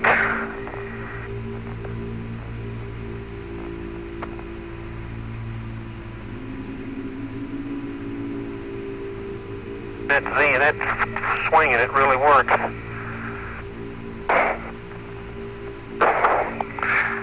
John's got a long way to go, Tony, before he gets that thing reeled in. Charlie, thanks for those words of encouragement.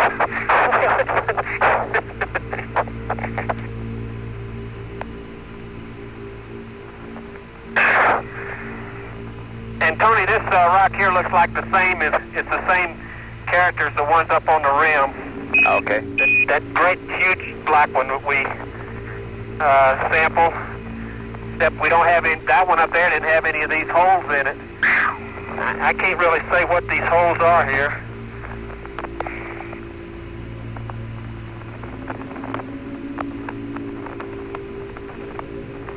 They just look, they're bugs. Let's just call them bugs. And what caused them, I don't know. Yeah, they look more buggy to me, although they're round. They look like drill holes is what they look like. Yeah, that's right. They look like, you know what they look like? They look like those, Help me. they look like those holes you get in rocks where the Here, put those up for me. okay, they look like the holes that you get in rocks where you have a venting of gas that comes up through there, like a long, you know what I mean, Tony? Sure do. Vesicle pipe. Yeah, vesicle pipe. That's it. Vesicle pipes. There you go. Okay. Hi, big eye. Hi there, Charlie. Okay, let's see. Yeah. Okay, John, I'll turn off the TV for you. Okay, let me put back. Okay, going to 1, right? Yeah.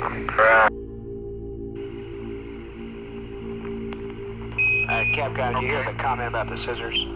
What about them? Well, you want to get them back in the limb. Roger, we got that already. Okay.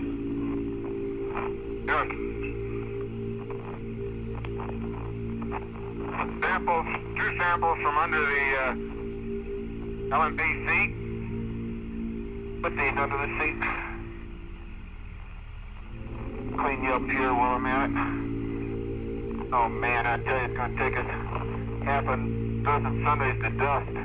Look at that fender. That's terrible. Okay, you want to get my bag off? Yep. If you're ready? Yep. I got to put those samples in the SRC in your bag, and we'll save this one, I guess. Wait a minute, let me clean you up. Okay. You get me cleaned up? Yeah, you've lost your, wait a minute, your strap, though, here. Wait a minute, now, you don't let me... Okay, you get my hook back up over here. Oh, okay, your hook's up, but I'm not sure I closed your other one. Take a look at it. Yep, I'll close it. Surgeon. Okay, you're good. Go ahead, fly. There you go. Do you have the numbers for me at that SEP center? Okay, you're filling which bag? Putting them in the bag that goes into the SRC. That's SCB1. Yeah, Roger. Okay. They were 890, as I recall. Carcass dispenser, tool. Okay, that's what you gave me. Okay, the so you last get that, I'll take that step, SCB1 which was from you. I'll close it. Roger. Would you like it for the 6th hour now? We can give you a later update. Okay, I want you just have any roller samples. Okay, average BTU for 6 hours. For the 6th hour. I have one sample bag in my pocket. LMP 870 with a predicted of 800. We get it in the roller. Total average BTU for the first 6 hours of EVA was 1020 for the commander and 1090 for the LMP with a predicted of 97. On my side, your side. There it is, let me get it. We can put that in one of the core tube slots here. Okay, thank you.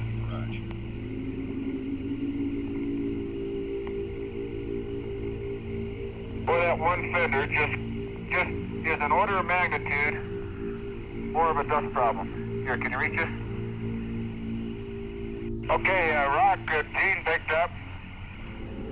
Early, right at the start, is in a core tube slot in the SRC-1. Okay, I copy that. Okay.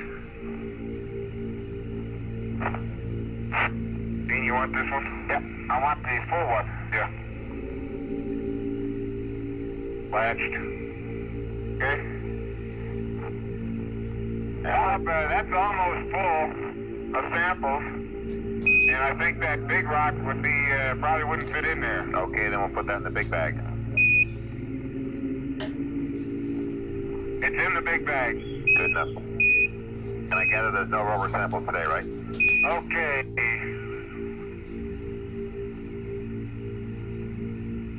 No rover samples. Sorry.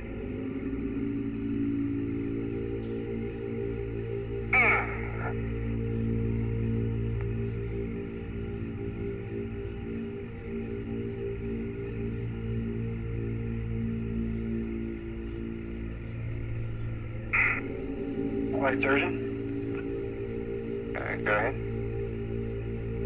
Go ahead, sir. We have the data that you're looking for. The last 18 minutes at the SEP site was 10:30 for the command and 7:40 for the LMP with the predicted 10:30. Like a 10:30 and 7:40. Make it. 7:40. Coming over the top. 30 for the commander. Is that what? 10:30 for the commander and 7:40 for the LMP. Bob, the seal is clear. 10:50. Beautiful.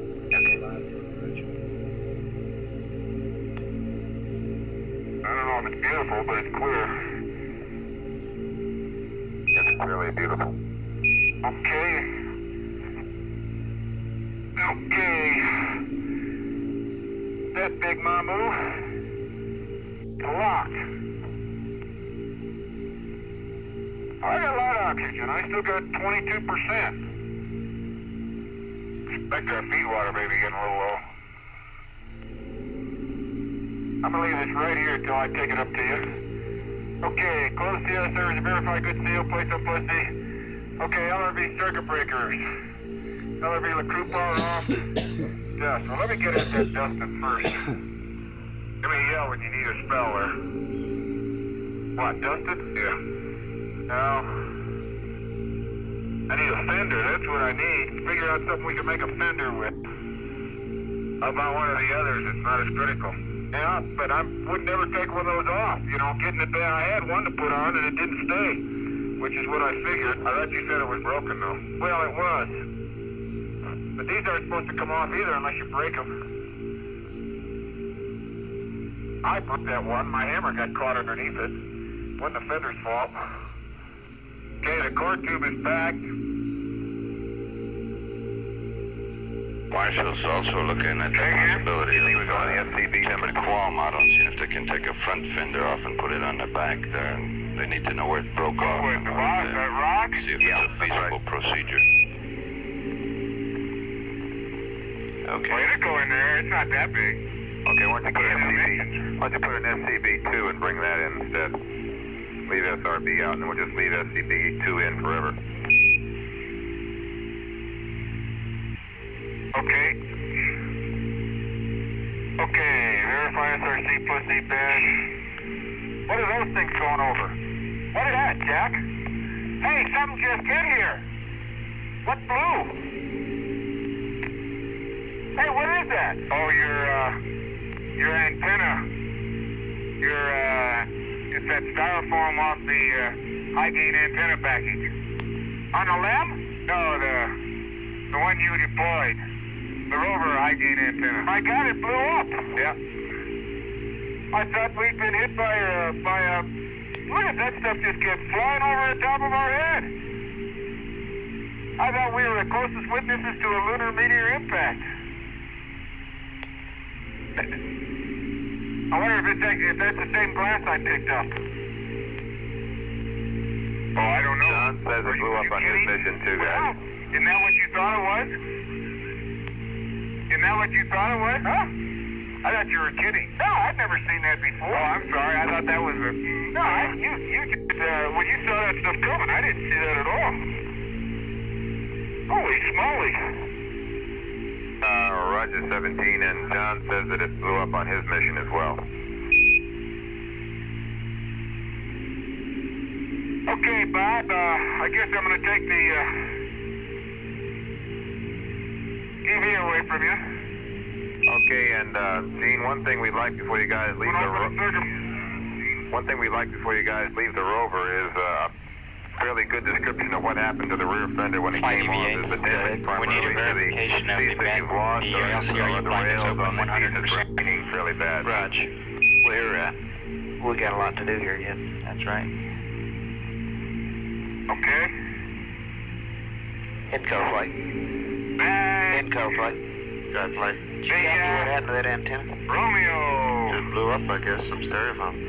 I don't know what it is. I'll talk to John. A piece of the rail on the aft inboard side here, the rail isn't missing. It's just a piece of the flange, the rail that fits against the fender, but that doesn't hold any part of the fender on. I don't remember what I saw on the fender. The rails look pretty good, Bob. And I had one of them completely on, and I just couldn't get the other one on. If I'd known what that dust was, I would have tried an awful lot harder. Okay, do you have any feeling that... I heard John telling me, but... Do you have any feeling that you could get away with putting the front fender on? Flight EVA. Go ahead. Okay, we tried putting the front fender on the rear fender with the qual unit unsuited, and it is one heck of a task unsuited. We don't think he can do it in a suit. Okay, as far as you can tell, so we can look at it overnight, the rear fender, the part that's remaining, looks in fairly good shape, right?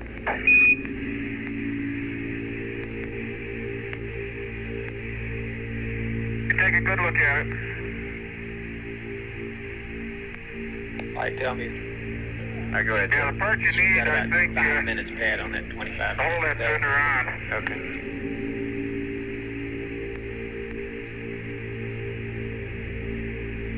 Let's see, we better take those dust brushes up there. Yeah, that's all here. There's enough here to hold the fender on, Bob. Okay, we'll take a look at it here while you're sleeping. Okay, we'll take a look at it here while you're sleeping. Okay, let me get some breakers here. LRV breakers, Alpha, hey, Bob, Charlie, while you were talking, I got all the mags. Romeo, Alpha, Golf, Charlie. Hotel. That's on the magazine.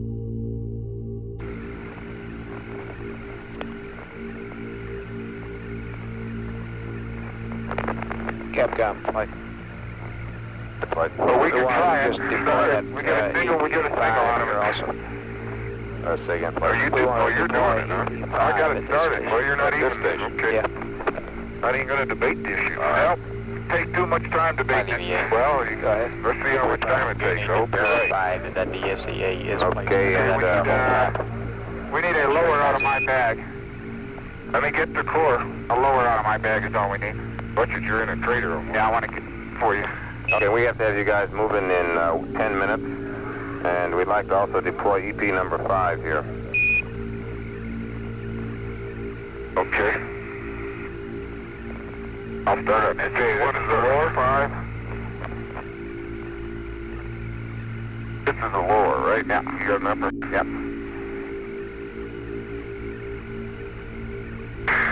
Let me get 5 out, and I'll start on the core. Get that. And I'll put that right there. Okay, the lower is 50. The other is 37. Copy, 50 and 37. That 5, Jack? Yep. Okay.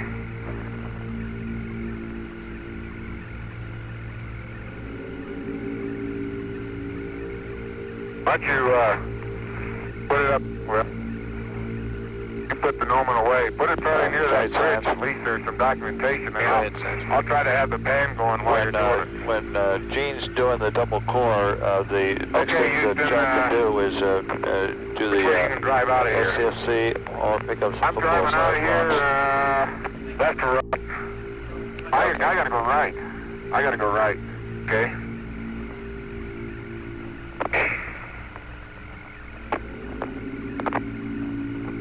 Pin 1 is pulled and safe. Pin 2 is pulled. Safe. Pin 3 is pulled and safe.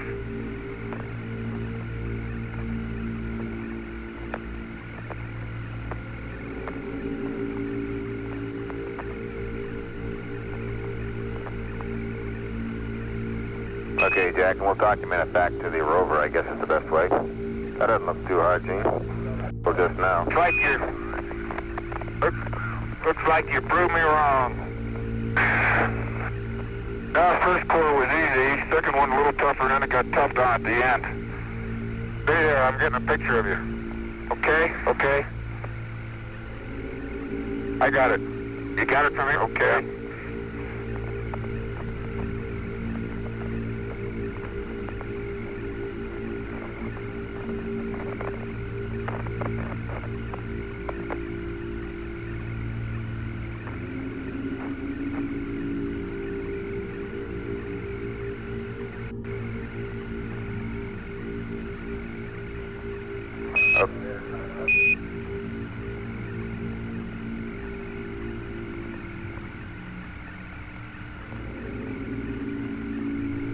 But wants to slide out.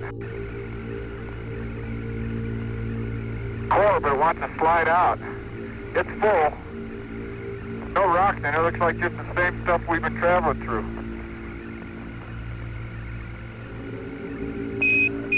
Okay, Jack, I think you better help Gene with that, in that core there where the things that's going to fall out. You know, I think you're right. And if you just wait till I finish the pan, that's exactly what I'm going to do. Okay, I didn't know what you were doing. Bob it, Cap. Gotcha. Okay.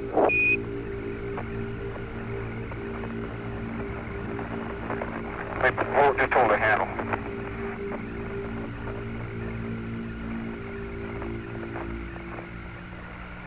Okay, I can take this one on. It's very, very loose soil, Jack, and it's just any little movement and you lose some of it. Let me catch that in. Don't move. Oh, you're almost not your mind. Get your, you know where your thing is. Yeah, but I mean, there's caps on you. The last one's going off the rover. That's all right. I'll stay here. Go put your top in. I won't move it.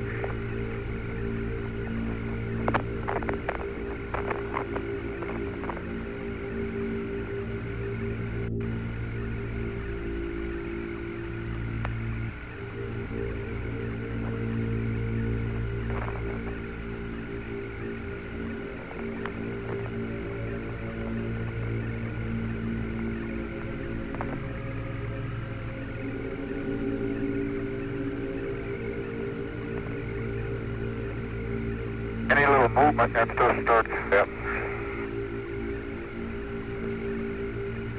Fly DVA. Okay. Go ahead, DVA. Do we have a verification that the DSEA is now under the seat? There's a gigantic thermal power. Okay. Oh, man, even these pins are well, getting that's where we told him to put it.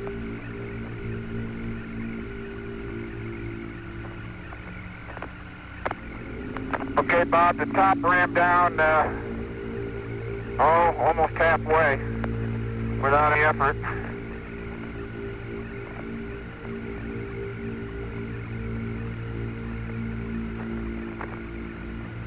Copy that. Troops back on.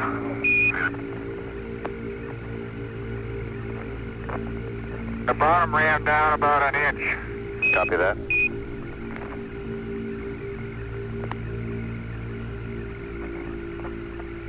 Okay, Robert, let's see. Turn around, I'll get this. What was the last thing, we had to do? A couple football-sized rocks. You got the DSEA. I got it. I got the charge. You got the double core. I got the double core. And I got one sample of a radio sample. We got that's a unique one. In my pocket. And if we got the gravimeter back on the rover. Pocket. And if we got the gravimeter back on the rover. Yes, it's on. Okay. And we want to get a large block. Why don't we? Okay, and there's a ticket here for a SCSC from a shallow trench. We'd also like to have you move it in 4 minutes. That's with the wheels rolling in 4 minutes. SCSE, huh? Roger, but we have to have the wheels roll. We can do that. We can try it. We want the wheels rolling in 4 minutes, so I don't think it's practical at this time. Bob, we cannot get an SCSC in 4 minutes. Okay, cover that. Copy that. Time.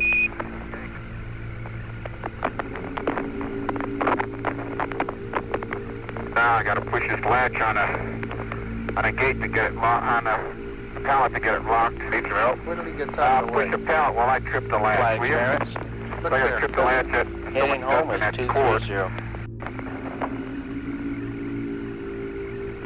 Get it? No, wait a minute. Open it up.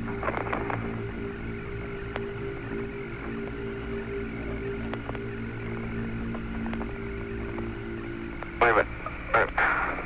What direction is that, Nico? No, that's where. Now let me trip it. Okay, try it. Lock? No, yeah. Should be locked now. That got it. That got it.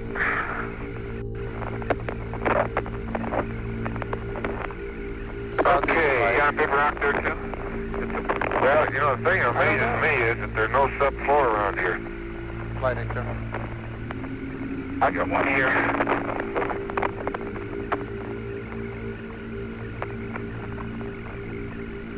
Southeast? Southeast. You can look straight ahead where the camera is. Okay, I'm about ready to clean up the rover here. Capcom flight. Ask him what that is. Okay, 17, what's out there in the distance on a hillside in the field of view of the camera? The camera's pointing at it. EP charge, flight. Oh, I bet that's the It's out there in the Italian. distance. That's Which the- hills? Let me see where. That's the flag, I bet. On the charge. Yeah, but it's all. You're looking right at it, but it's only 10 meters away. Okay, it's hanging in front of the hills. That's the You're problem. looking right at the flag. Okay, it's hanging in front of the hills. We probably had an artifact or something like that. Okay, press on. Flight science, if it's possible, we like an SCP reading when they, so we can correlate that Bob Bag GSEA. 486 Okay, we're trying to get... is a light-colored rod taken about 3 meters to the right of the rover. It should be able to pick it out in that last pan, unless the focus is bad. Bob, you got all your TG readings? Roger, we got that. We'd like to have you climb on. And what was the SCP? You want the LeCrew off? Crew.